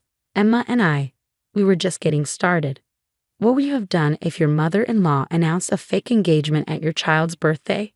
Would you expose her immediately or plan a calculated revenge like I did? Share your thoughts in the comments below. Hi, I'm Tina, I'm 30, and I've made a name for myself as an environmental cleaning and conservation consultant. This work isn't just a job for me, it's a calling. I've always been the type to stand up for what's right, even when it's difficult. But when it comes to my family, things get complicated. Take my brother, Mark, for instance. He's 33, married to Vanessa, who's 32, and let's just say our perspectives couldn't be more different. Tina, honey, are you coming to help set the table? My mom calls from the kitchen. She and Dad have always been my rocks. Coming, Mom, I yell back, heading to the dining room. As I set out the plates, Dad walks in, smiling hopefully. Excited about the family reunion next week, kiddo? I force a smile. Sure, Dad. Can't wait. Truthfully, these reunions have been tense, especially since Mark started working at Green Corp. Ironic name, right? The company's constantly in the news for all the wrong reasons. Later that night, I call my cousin, Emily. Something's off with Mark's job. The things I've been hearing about Green Corp. Tina, come on. Emily sighs. Mark says everything's above board. Of course he'd say that. I snap, frustration creeping in. Just then, there's a knock at my door, my cousin Jason. I say goodbye to Emily and let him in. What's up, Jace? I ask, sinking into the couch. He looks worried. It's about Uncle Robert. I overheard him talking to Dad about a big investment he made. I think it's tied to Mark's company. My stomach sinks. Uncle Robert, the cautious one, mixed up with Green Corp. Jason, this is serious. I say, mind racing. We need to figure out what's going on before the reunion. He nods, his expression as grim as mine. Be careful, Tina. You know how Vanessa gets when anyone questions Mark's work. I roll my eyes. Don't remind me. Last Christmas was a disaster. When Jason leaves, I feel a heavy sense of dread. Aunt Susan and Uncle Robert's lakeside property is usually a place of happy memories, but this year, I can't shake the feeling that things are going to be different. I grab my phone and start researching Green Corp's latest projects. If Mark and Uncle Robert are caught up in something shady, I need to know. The day of the reunion arrives and tension fills the air as soon as I pull up to the lakeside property. The smell of barbecue drifts through the crowd gathered on the back patio. Tina, you made it. Emily waves me over, and I force a smile, weaving through the crowd. Near the grill, I spot Mark and Vanessa holding court. Oh, you must see the photos from Bali, Vanessa is gushing. The resort was divine. Couldn't have done it without Mark's promotion. I exchange a look with Jason, who mouths, brace yourself. Mark launches into a description of Green Corp's latest venture, painting it as some environmental marvel. I can't hold back anymore. Mark, are you serious? That project is devastating the local ecosystem. How can you be okay with that? His expression hardens. You have no idea what you're talking about, Tina. We have top scientists. Scientists paid to say what the company wants, I cut in. I've seen independent reports, Mark. It's bad. He leans in, voice low. You always do this, acting like you know everything about my job. I know enough to be worried. I shoot back. Vanessa suddenly shrieks, you're just jealous of our success. I blink, taken aback. Vanessa, that's not. Don't lie, she snaps. I heard you insulting Mark's work. You've always been out to get us. Everyone turns as the argument heats up, tension thickening. Uncle Robert steps in, trying to calm everyone down. Now let's all take a deep breath. But Vanessa wasn't done. You think you're so much better than us with your precious consulting job. Well, guess what? Nobody cares about your tree-hugging nonsense. The entire family was watching now, the air thick with tension. My parents looked mortified, while Aunt Susan tried unsuccessfully to pull Vanessa away. Vanessa, you're drunk, I said firmly. This isn't the time or place. Then, out of nowhere, it happened. We lined up for the annual family photo, the lake glimmering in the background. I stood at the edge of the group, close to the pool. Just as Uncle Robert raised the camera, I felt a hard shove from behind. The world tilted, and before I could react, I was airborne. There was a split second of shock before I hit the cold water with a loud splash. I surfaced, sputtering, to see Vanessa standing at the edge of the pool, a triumphant smirk on her face. The rest of the family stood frozen in shock. That's what you get for insulting my husband, you stuck-up witch, Vanessa crowed. Humiliation burned through me as I treaded water, my clothes clinging to me. The silence was deafening until finally, Dad rushed over.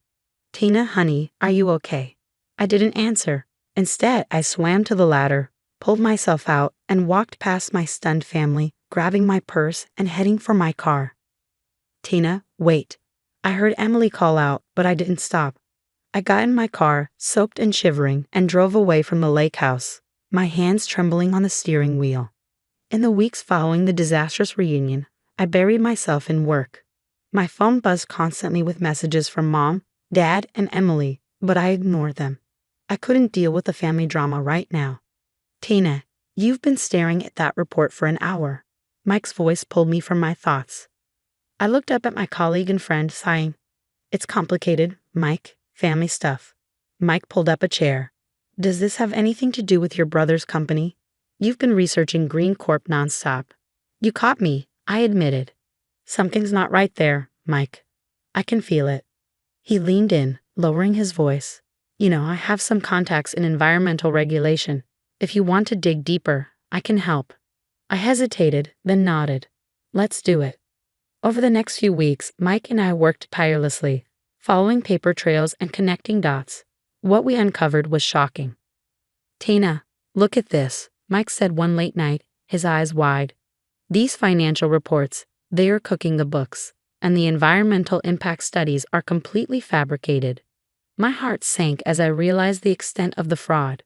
But how was Mark involved? He wasn't in the financial department. We dug deeper, and the truth hit me like a ton of bricks. Mark wasn't orchestrating the fraud, but he was unknowingly signing off on false reports. He was being used as a scapegoat. "We have to report this, Tana," Mike said. "It's bigger than your brother now." "I know," I replied, feeling the weight of the decision. "I just need some time to process." As if on cue, my phone rang. It was Vanessa. Against my better judgment, I answered. "What do you want, Vanessa?" "I know what you're doing," she hissed. "You're trying to dig up dirt on Mark's company, aren't you? You just can't stand to see us succeed." I felt my temper rise. "Vanessa, you have no idea what you're talking about. Mark is in trouble, and he doesn't even know it." "Trouble?" she scoffed. "The only trouble here is you. You're so jealous of our life that you've ruined us. Well, it won't work." "Jealous?" I laughed bitterly. "Of what? A marriage built on lies and a career that's about to come crashing down. Open your eyes, Vanessa. Stay away from us," she spat, "or I'll make sure you regret it." The line went dead. I stood there, shaking with anger and frustration. Mike approached cautiously. "Everything okay?" I took a deep breath. "No." "Mike, we need to compile all this evidence," I said, determination hardening my voice. "We're sending it to the regulators and every investigative journalist we know." He hesitated. "Are you sure? This could have serious consequences for your brother." I nodded firmly. "I'm sure. It's time for the truth to come out." That night, I sat at my computer, my heart pounding as I prepared to send the anonymous tip. My finger hovered over the send button. "I'm sorry, Mark," I whispered and clicked send. The news broke like a tsunami. The Green Corp scandal was everywhere. TV, newspapers, social media. I watched from a distance as the company I fought so hard to expose crumbled under the weight of its own corruption. My phone rang. It was Emily. "Tina, have you seen the news? It's about Mark's company. It's bad." I took a deep breath. "I know, Em. I've been following it." There was a pause, then her voice softened. "You didn't you? This is what you were trying to tell us all along." Before I could respond, another call came through. It was Mark. "Tina, I've been fired. They're saying I was involved in some kind of fraud." "I swear I didn't know." His voice cracked, and my heart ached for him despite everything. "The police were at our house this morning," he continued, his voice shaking. "Vanessa's freaking out. We might lose everything." In the following weeks, the fallout continued. Mom and Dad called, apologizing for not believing me. Uncle Robert faced financial ruin. His investment in Green Corp was wiped out. One day, there was a knock at my door. It was Vanessa, looking nothing like her usual polished self. "Tina, I'm sorry for everything," she stammered, her voice barely a whisper. "The pool of accusations. I was wrong." I crossed my arms, feeling the weight of everything that had happened. "It's a bit late for that, don't you think?" She looked at me, desperation in her eyes. "Please, we need your help. Mark's facing charges. We're about to lose the house." I shook my head. "No, Vanessa.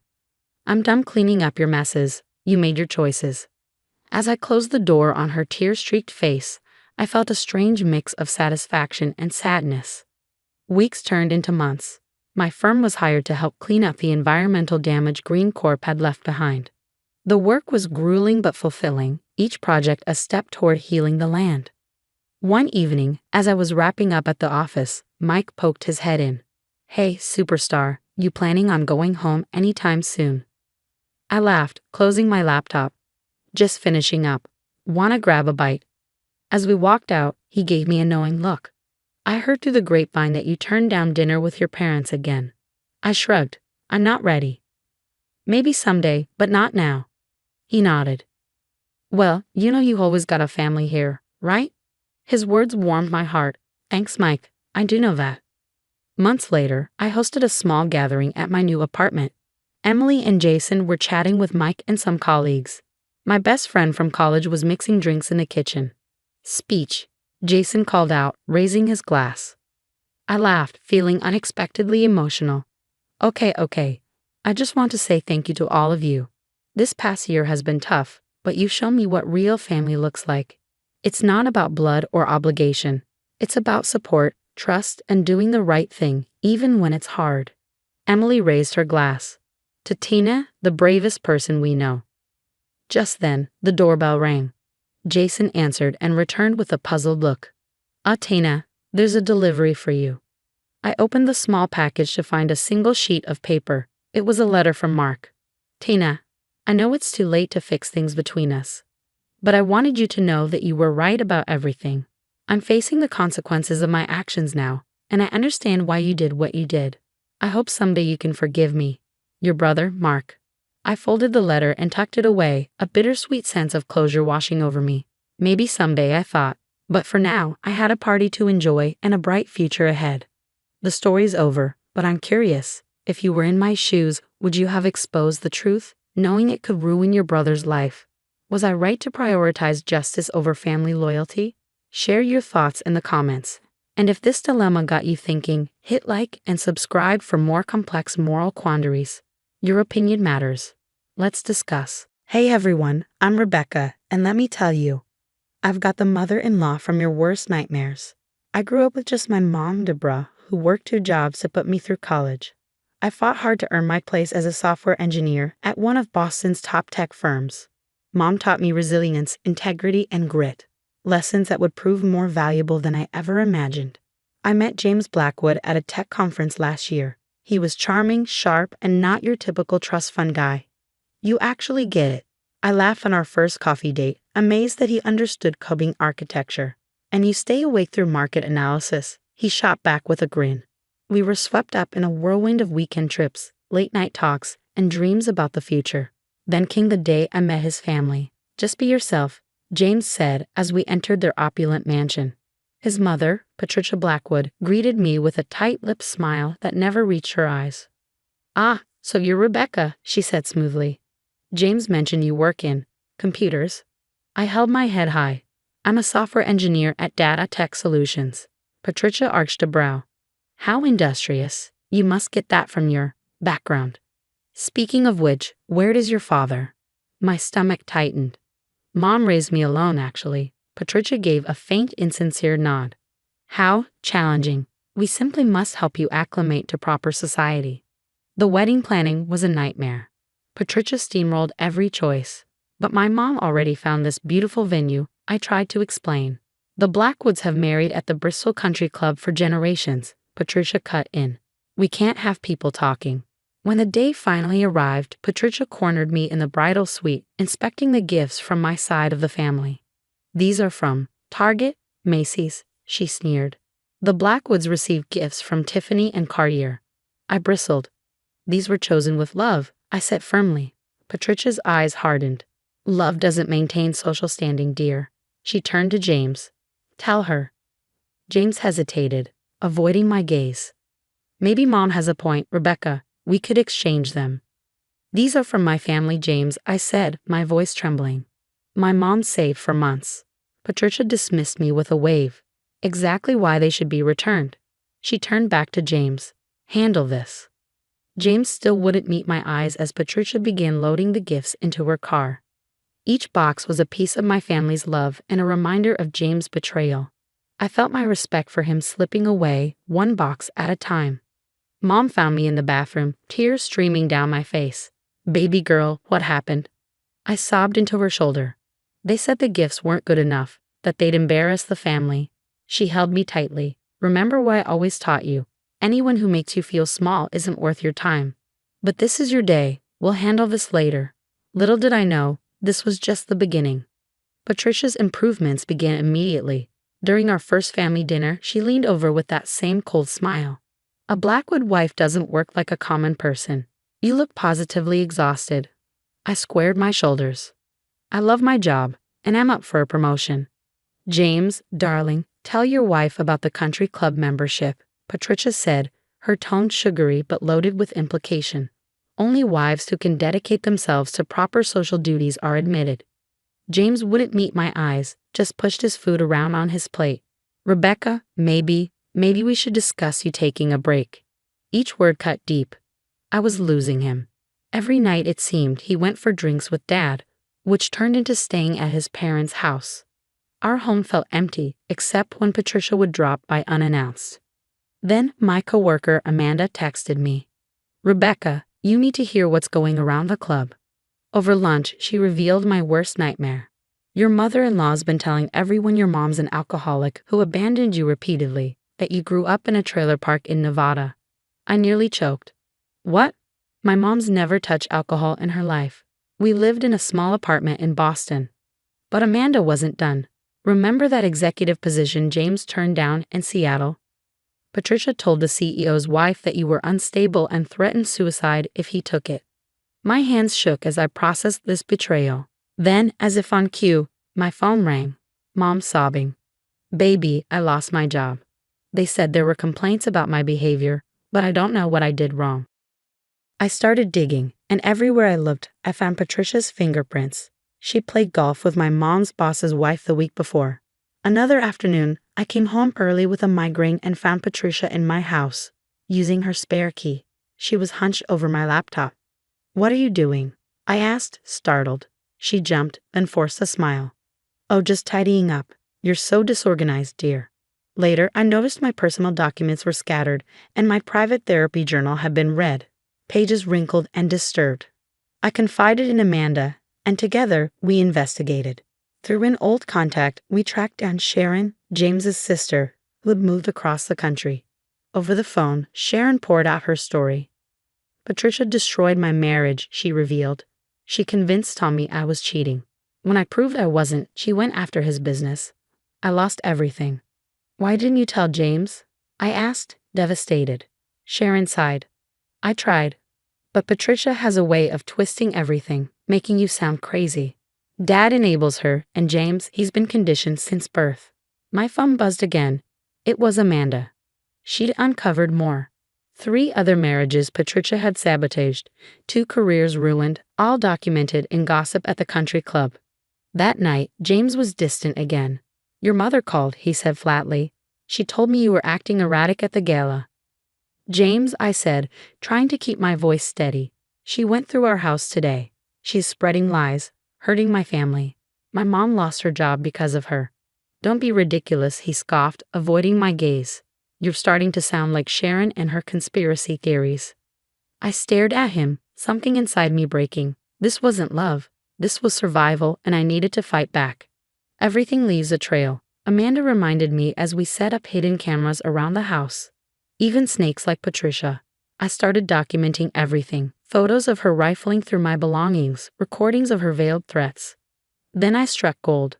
One afternoon, Patricia left her iPad logged into her email at our place.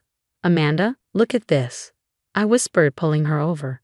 Patricia had racked up over $500,000 in gambling losses in just a few months, and the funding. Transfers from Robert's company accounts. It started as small amounts, then snowballed. As I dug further, I discovered emails about Sharon. Patricia had hired a private investigator to stalk her, paid a woman to fake an affair with Tommy, then blackmailed Tommy's business partners. Amanda found the smoking gun for my mom's firing emails between Patricia and my mom's boss's wife. Patricia had threatened to pull the Blackwood Foundation's donation unless they got rid of her. It all came to a head at Sunday dinner. Patricia glared at me across the table. "James, your wife is investigating our family." I found her little document folder. James looked puzzled. "What folder?" "The one she's using to blackmail us. She's just like her mother. Trash, trying to take advantage of good families." "Don't talk about my mom," I said, my voice trembling with rage. "I'll speak about that gold-digging drunk however I please." My anger flared. "My mom has never had a drink in her life, but let's talk about your gambling debts." Patricia's face paled, and she hissed, "How dare you?" "Oh, I dare," I said, pulling up screenshots on my phone. "The casinos, the money you embezzled from Robert's company." The slap rang out across the room. Patricia stood over me, eyes wild, her hands still raised. James finally snapped, jolting out of his stupor.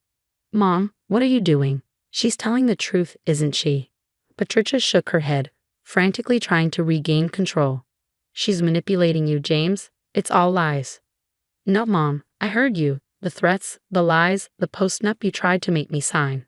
I took out my phone and played the recording of Patricia bragging about ruining Sharon's marriage. Robert's face twisted in fury as he turned to his wife. Patricia, what did you do to our daughter? Everything unraveled from there. James turned to me, devastated. Rebecca, I'm so sorry. But I was done. I'm staying at my mom's. Don't follow me. Rebecca, please, James begged. I didn't know. No, I cut him off. You didn't want to know. Every time I needed you, you chose her. Even when she made me return my family's wedding gifts, that should have been my first clue. I packed a bag while James argued with his parents downstairs. Through the vent, I heard Robert's voice rising as he uncovered more of the company's missing funds. How much did you take, Patricia? Robbie, darling, I can explain. I walked out just as their world began to collapse. Mom was waiting for me in the car. It's time, Amanda said later that evening, watching me hover over the anonymous IRS tip email. She deserves this. The evidence was overwhelming. Unreported gambling winnings, tax evasion, years of embezzlement. I attached everything, records of Patricia using company funds to pay off her casino debts, and hit send. 2 weeks later, the Blackwood offices were swarming with auditors. Robert's secretary called me, her voice shaking. They found everything. Mrs. Blackwood's private accounts, the missing money. It's all out. The board is furious. The country club called to revoke her membership. One night, James reached out. I filed for divorce from both of you, he said. In a way, I'm finally standing up to her. Good for you, James, I replied. Rebecca, I'm so sorry. Could we maybe? No, but I hope you find peace. The charges came swiftly. Tax fraud, embezzlement, corporate theft. Patricia's designer suits were swapped for an orange jumpsuit. Robert filed for divorce next. 40 years of marriage ended in a 20-minute hearing. Outside the courthouse, he found me. She ruined everything, he admitted, his voice heavy. Sharon's coming home. We're all in therapy now. I'm sorry for what we put you through. Meanwhile, my life was blooming. Dad of Touch promoted me to senior engineer, placing me in charge of a major project. We always knew you were brilliant, my boss said. Now, everyone else does too. Mom's wrongful termination lawsuit settled nicely. Her former company practically threw money at her to avoid the scandal. Karma, at its finest. 3 years later, I was boarding a flight to Paris with Mom and Amanda when a text from James came through. Mom's out of prison, working at Walmart. She wants to apologize. As I looked out over Paris, Mom raised her glass. To my daughter, who never let anyone dim her light. My phone buzzed again. Another text from James. She's really different now, Rebecca. Everyone deserves a second chance. Some bridges should stay burned, I texted back. I'm happy now. Let it go. Raising my glass, I toasted to knowing our worth. Mom squeezed my hand, and I felt how far we'd come. From that crying bride forced to return her family's cherished gifts, I was now here, stronger, happier, and free from those who thought they could break us. Some would call it revenge. I call it justice. Now, what would you do if your mother-in-law forced you to return your family's gifts, only to discover she was secretly stealing millions? Would you expose her crimes like I did, or confront her directly? Share your thoughts in the comments. Hi everyone, I'm Maria, and you won't believe the nightmare my perfect romance turned into. But let's start from the beginning. 8 months ago, my life was exactly where I wanted it. At 28, I had climbed my way up to marketing executive at Thompson & Gray in Chicago. Coming from a middle-class family in Milwaukee, I'd put myself through college and built my career from scratch. Fashion was my escape, and I worked hard to afford the designer pieces I loved. One Friday evening, my best friend and coworker Sarah dragged me away from a proposal I'd been staring at for hours. "Burl, you need to stop staring at that proposal and come to happy hour," she insisted. "That new wine bar downtown is calling our names." And that's where I met James Cooper. Tall, charming, and successful as a pharmaceutical sales manager, he literally bumped into me at the bar, spilling my wine. "Let me buy you another, and maybe dinner to make up for it," he said with an easy smile. One dinner turned into 8 magical months.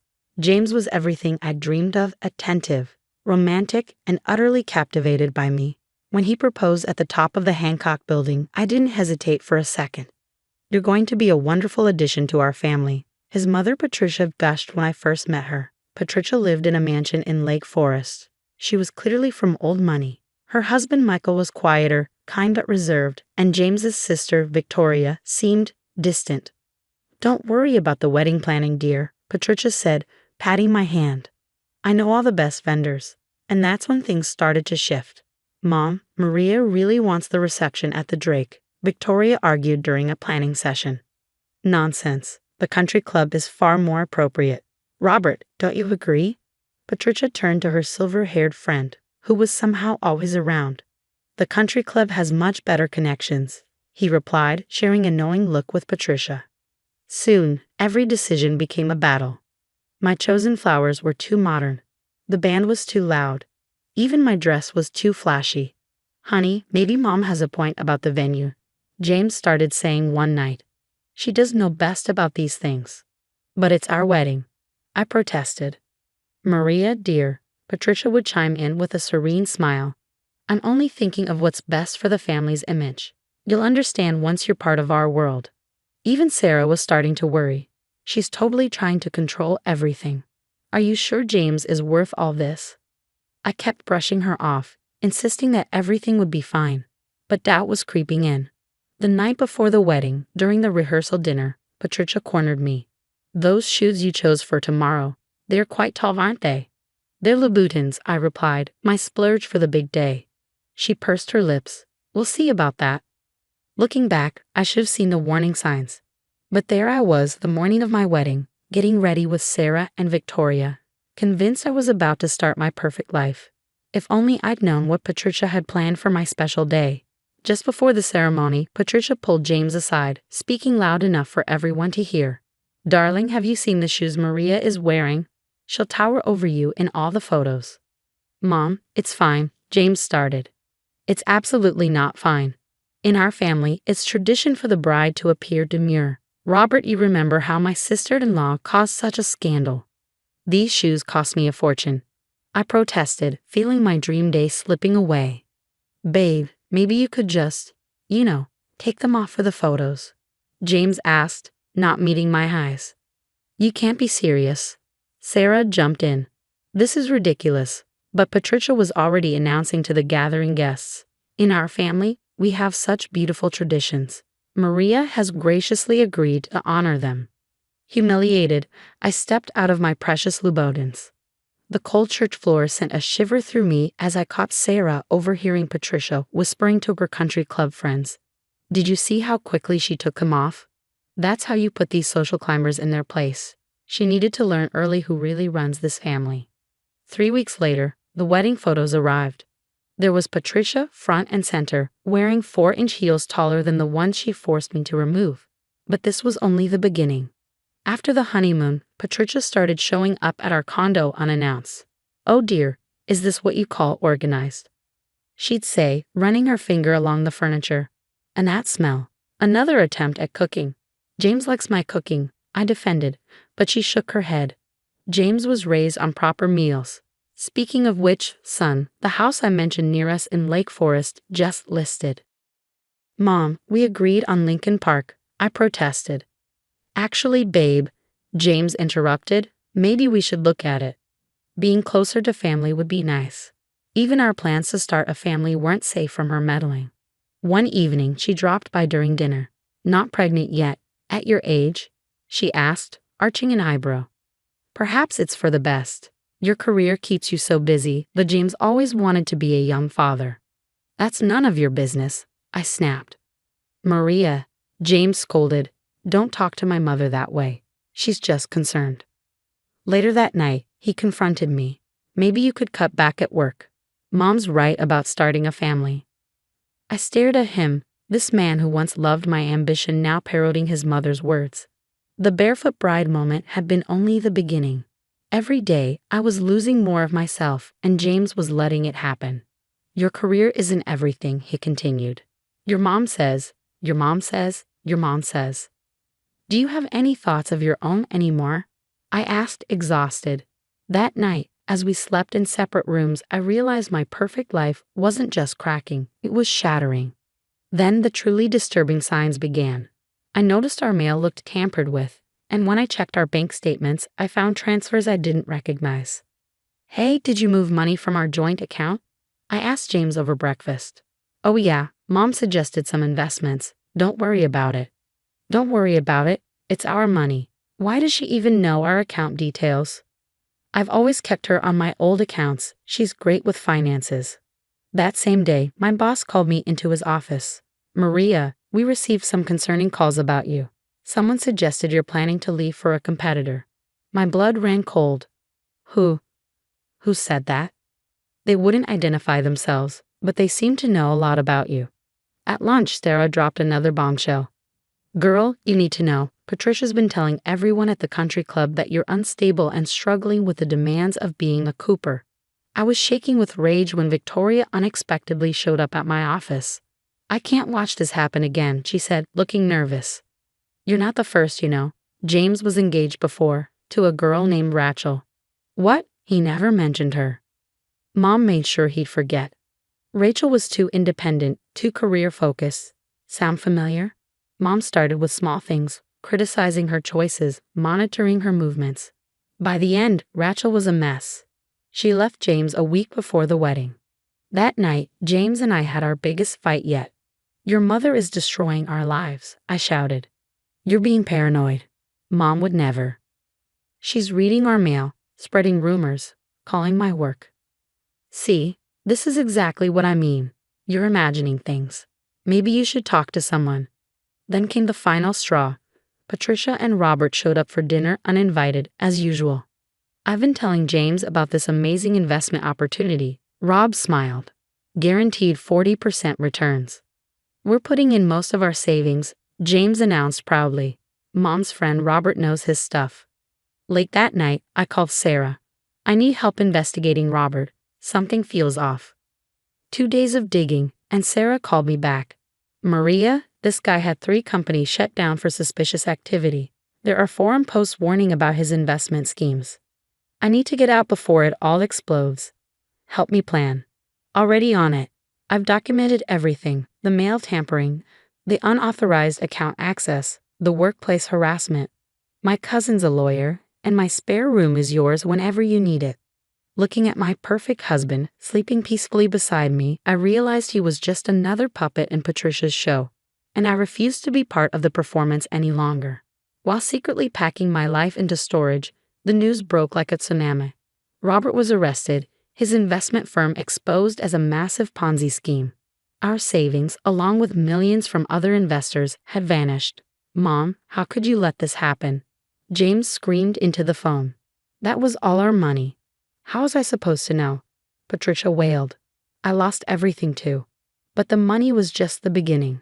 As investigators dug deeper, they uncovered Robert's connection to numerous fraudulent schemes, and Patricia's name kept popping up in the documents. Did you know she was getting kickbacks for bringing in new investors? Victoria revealed. She's been doing this for years at the country club. The social fallout was spectacular. The same people Patricia had been spreading rumors about me to were now sharing stories of her manipulative behavior. Years of controlling schemes, destroyed relationships, and financial misconduct came to light. Your mother didn't just destroy our marriage, I told James, packing the last of my things. She destroyed your whole life, and you let her. Maria, please, I see it now. We can fix this. Like you fixed things when she made me walk barefoot at our wedding. When she stalked our lives.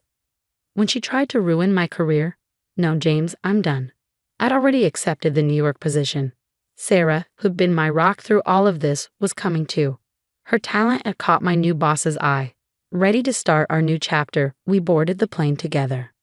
A year later, I stood in my Louboutins, the same ones I wasn't allowed to wear at my wedding, preparing to give the keynote speech at the National Marketing Summit. My team's innovative campaign had just won its 3rd major award. Victoria sat in the front row. She'd finally broken free from Patricia's control and moved to Boston, starting her own business. We'd grown closer than ever. Through the industry grapevine, I'd heard that James and Patricia were facing bankruptcy proceedings. Their reputation in Chicago was ruined.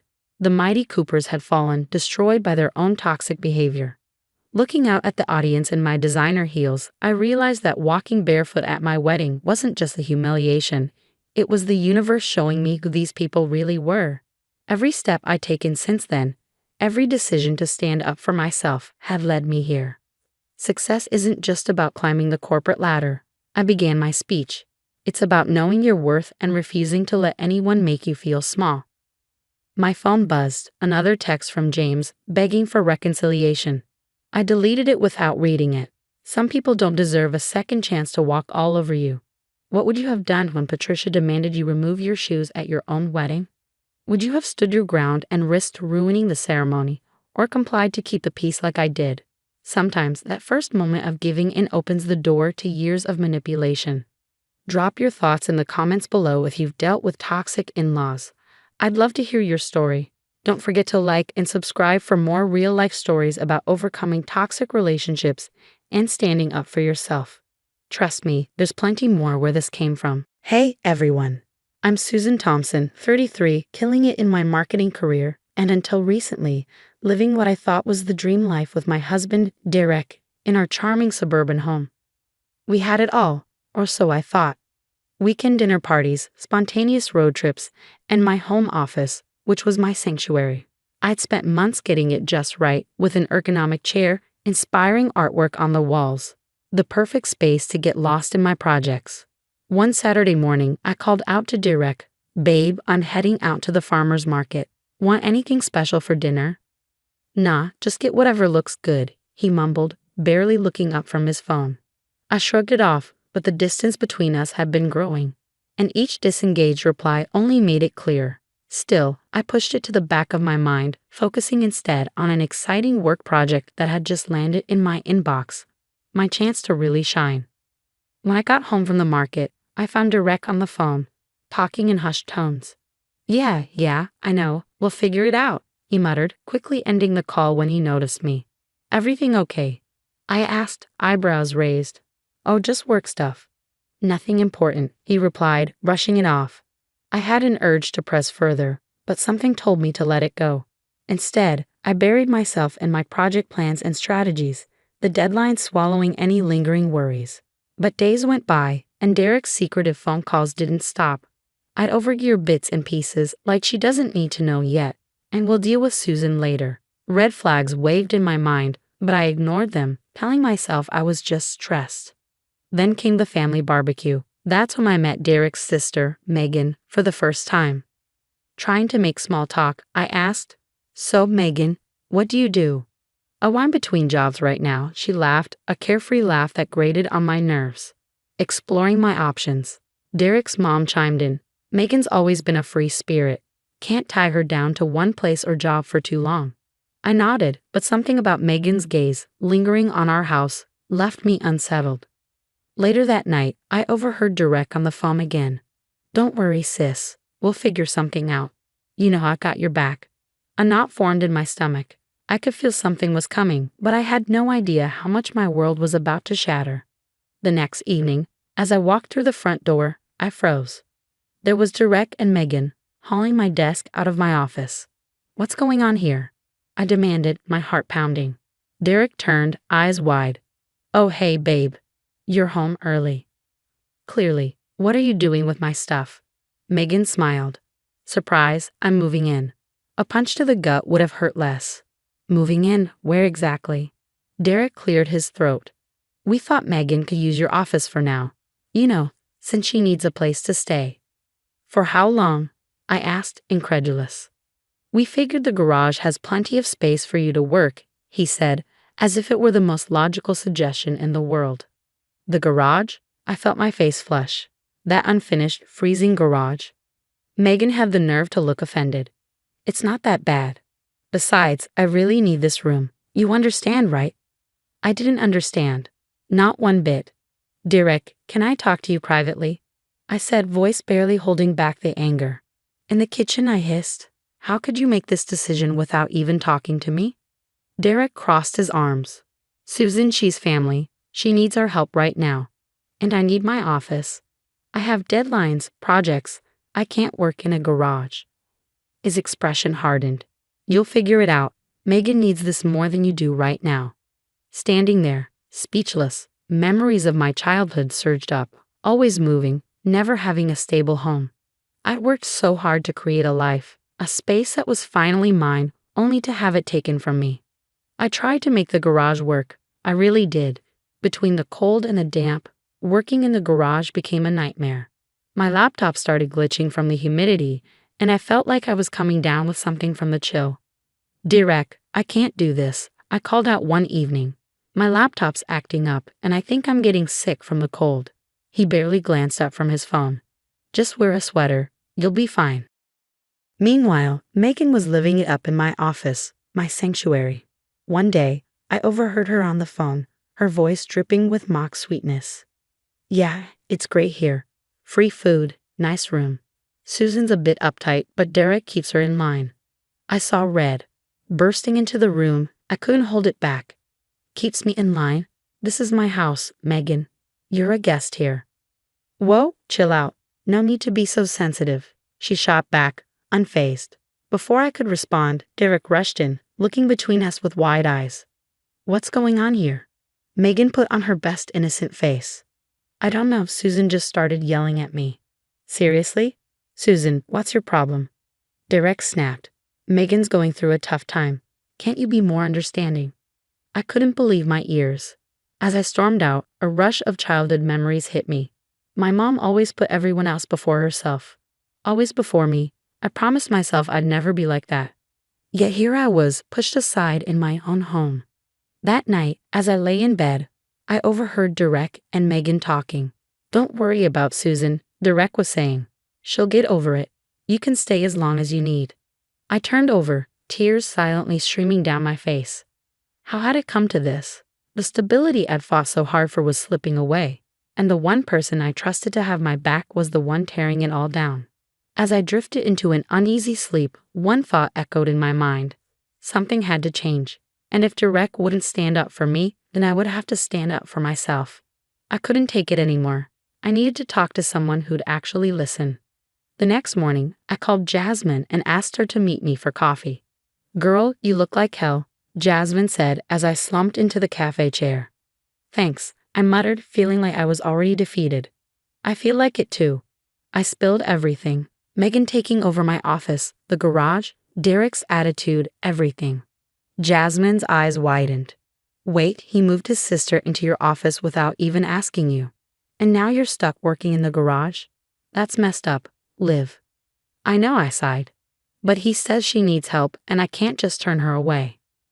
No, stop right there. Jasmine cut me off. What about what you need? I blinked, taken aback. What do you mean? I mean it's your house too, and honestly, you might want to think about whether this relationship is even worth saving. Her words hit hard, but deep down, I knew she had a point. The next day at work, I confided in Tyler during our lunch break. Well, that's rough, he said, shaking his head. No offense, but your husband sounds like a real piece of work.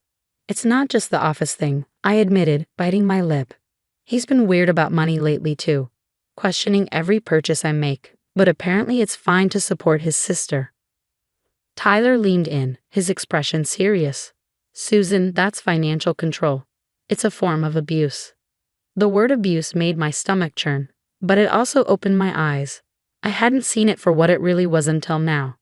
That evening when I got home, I found Megan in my favorite blouse. Oh hey Susan, hope you don't mind. I borrowed this. It looks better on me anyway, she smirked. I froze. On a coffee table, my makeup was scattered across the surface. Are those my cosmetics? I demanded. Yeah, I ran out. No big deal. It was the last straw. Actually, it is a big deal. That stuff's expensive, and you didn't ask. Megan's face crumpled. I can't believe you're being so mean. I thought we were family. And then, right on cue, Derek walked in. What's going on? Megan's just yelling at me for borrowing some things, Megan sniffled, playing the victim. Derek turned to me, his face hard. Seriously? You're making her cry over clothes and makeup. That's not the point. I shouted, frustration rising. No, you listen, Derek cut me off. Megan's family. If she needs something, she can use it. End of discussion. As they stormed off, leaving me standing there, I felt more alone than ever. Over the next few weeks, I threw myself into work. I stayed late at the office, volunteered for extra projects, anything to avoid going home. During those long hours at work, a plan started forming. I opened a separate bank account and quietly started setting money aside. I researched apartments in the city, closer to work, and even reached out to a divorce lawyer to explore my options. One night, as I sat in the cold garage trying to finish a report, I overheard Derek and Megan laughing in the kitchen. They were planning a weekend trip, just the two of them. "Don't worry about Susan," Derek said dismissively. "She's so busy with work she probably won't even notice we're gone." In that moment, something inside me snapped. I realized I'd been holding on to a marriage that no longer existed. Derek had chosen his sister over me time and again. I deserved better. A partner who respected me, who prioritized our relationship. It was time to choose myself. The day of my big presentation finally arrived. My hands shook as I stood before the executives, but I nailed it. When the room erupted in applause, my boss pulled me aside, saying, "Susan, that was incredible. We're promoting you to senior marketing director." I could barely contain my excitement. That night, I broke the news to Derek. "They're giving me an office downtown. It's required for the new position." He barely looked up from his phone. "That's nice. More space for Megan here, I guess." I bit my tongue, knowing he had no idea what was really coming. Over the next few weeks, I prepared. I signed a lease on a cozy apartment, packed a few boxes at a time when no one was home, and finalized my divorce papers. On moving day, I waited until Derek and Megan left for their weekend trip. Then I sprang into action, loading my car with everything I carefully stashed away. As I placed my wedding ring and a letter explaining everything on the kitchen counter, I felt a mix of sadness and relief. This house, once my dream home, now felt like a prison I was finally escaping. I took one last look around, then walked out the door, closing that chapter of my life behind me. Months passed, and life found a new rhythm. My promotion brought challenges, but I thrived. I made new friends at work, reconnected with old ones, and slowly began to heal. One Friday night, I met up with Jasmine for drinks. "Girl, you look amazing. How's the new place?" she asked, raising her glass. I couldn't help but smile. "It's perfect. All mine. No freeloaders allowed." We laughed, and for the first time in years, I felt truly free. "So," Jasmine said with a mischievous grin, "ready to get back out there? There's this cute guy in my yoga class."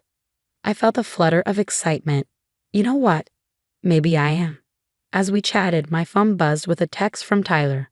Guess who I just saw at the unemployment office? Derek and Megan. I shook my head, feeling a strange mix of emotions. Karma's a funny thing. Later that night, curled up on my couch with a good book, I reflected on how far I'd come. The scared, insecure woman who once let others walk all over her was gone. In her place was someone stronger, more confident, fiercely protective of her own happiness. There were still tough days and moments of doubt, but looking around at the life I'd built, I knew I'd made the right choice. As for Derek and Megan, they were learning the hard way that actions have consequences. And me? I was too busy embracing my new life to look back. Hi, I'm Sandra, a 32-year-old marketing executive. For the longest time, I believed I had it all: a successful career, a beautiful home, and what I thought was a perfect marriage. My husband, John, and I had been together for 5 years, and I truly thought we were living a dream. "Can you believe it's already been 5 years?" I asked one evening, nestled against him on the couch. He smiled, kissed my forehead, and said, "Time flies when you're having fun, right?" But behind that warm smile were secrets I never could have imagined. We met in a coffee shop, a total rom-com cliché, I know. He was charming, successful, and seemed to adore me. After dating for a year, he proposed, and I felt like the luckiest woman alive. "Sandra, you're glowing," my best friend, Hazel, exclaimed at our wedding. "You and John are perfect together." I beamed, so full of love. "I know, right? I can't wait to start our life together," I said with all the confidence of someone truly in love. Fast forward to today, and we were making plans to buy our dream home and start a family. Everything seemed to be falling into place. "So, what do you think about this neighborhood?" I asked as we drove through a lovely suburban area. John looked around, a bit distracted. "It's nice, but maybe we should look at more options." I should have noticed the signs back then. The secretive phone calls, the way he changed the subject whenever I brought up finances. But love can be so blinding. And then there was his mother, Karen. Where do we even start? "John, darling, I need you to come over right away," I heard her say on the phone one day. She made it sound like an emergency, but when he arrived, it turned out to be a broken nail. "Your mother called you over for a broken nail?" I asked, incredulous. John just shrugged. "You know how she is. She needs me." I tried to be understanding, but Karen always seemed to demand his attention, and he always gave it, no questions asked. I attempted to carve out time just for us. "Maybe we could have dinner, just the two of us, this weekend," I suggested. "Oh, I promised Mom we'd help her redecorate," John replied casually. "Next weekend, though." But next weekend never seemed to come. At work, things felt different. I felt in control, respected. One day, my colleague Jake noticed my distraction. "Sandra, are you okay? You seem distant," he said with genuine concern. I forced a smile. "Just a bit tired, thanks for asking. If only I'd known then what I know now." The perfect illusion I'd been living was about to shatter. I was at work when my phone rang. It was the bank. Odd, I thought. We never got calls from them. "Mrs. Thompson, we're calling to verify a large withdrawal from your joint savings account," the banker said. My stomach dropped. "I'm sorry, what withdrawal?" "A transfer of $50,000 was made yesterday. We just wanted to confirm it was authorized." It felt like the ground beneath me vanished. "I didn't authorize that," I stammered, my mind racing. There had to be a mistake. As soon as I hung up, I called John. No answer. I texted him, "We need to talk now." I couldn't concentrate on work. My thoughts were a mess. Jake noticed immediately. "Sandra, you look pale. Everything okay?" he asked with concern. I shook my head, feeling the weight of it all. "I don't know, Jake. I really don't know." When I got home, John was there, looking tense. "What's going on with our savings?" I demanded. He tried to play innocent. "What do you mean?" "Don't lie to me, John." The bank called. "Where's our money?" he stammered, searching for words. I could explain. Then explain. Now. After what felt like an eternity of excuses, he finally admitted it. "I gave it to my mom, for her surgery." "Surgery? What surgery?" His voice dropped. "She wanted a facelift." I exploded. "A facelift? Are you kidding me? We've been saving for our future, and you gave half of it to your mom for a facelift." "She needed it, Sandra. You don't understand." "You're right, I don't understand. How could you do this without talking to me?" The argument raged for hours, each revelation worse than the last. I learned he'd been secretly sending money to his mom for years, always putting her needs first. "Remember when we couldn't go on that vacation?" I asked. "Was that because you gave our money to her too?" His silence was all the answer I needed. Desperate, I called Hazel, sobbing. "Can I come over? I can't be here right now." At Hazel's, I finally let my emotions flood out. I thought I knew him, Hazel. How could I have been so blind? "Oh, honey," she said, hugging me tightly. "This isn't your fault." The next day, I went through her financial records, and it was worse than I'd feared. John had been siphoning money from our accounts for years. When I confronted him again, he begged for forgiveness. "I'll make it right, Sandra. I promise. Just give me another chance." But something inside me had broken. The trust was shattered. "I need time to think," I told him. "I'm staying with Hazel for a while." As I packed my bags, John kept pleading. "We can work this out. I love you." "If you loved me, you wouldn't have done this," I said, tears brimming in my eyes. As I walked out the door, I realized this wasn't just about money. It was about years of lies and always coming second to his mother. I didn't know if I'd ever be able to trust him again. I spent the next few days at Hazel's trying to make sense of everything.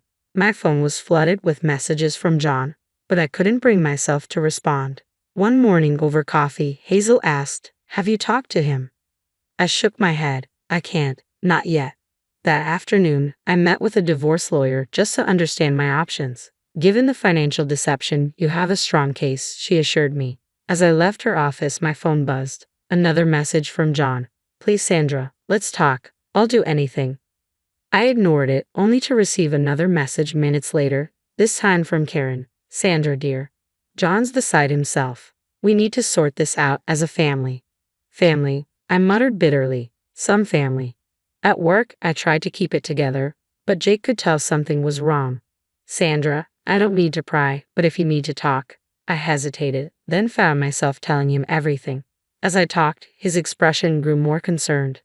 "Sandra," he said slowly, "there's something you should know. I overheard some executives talking.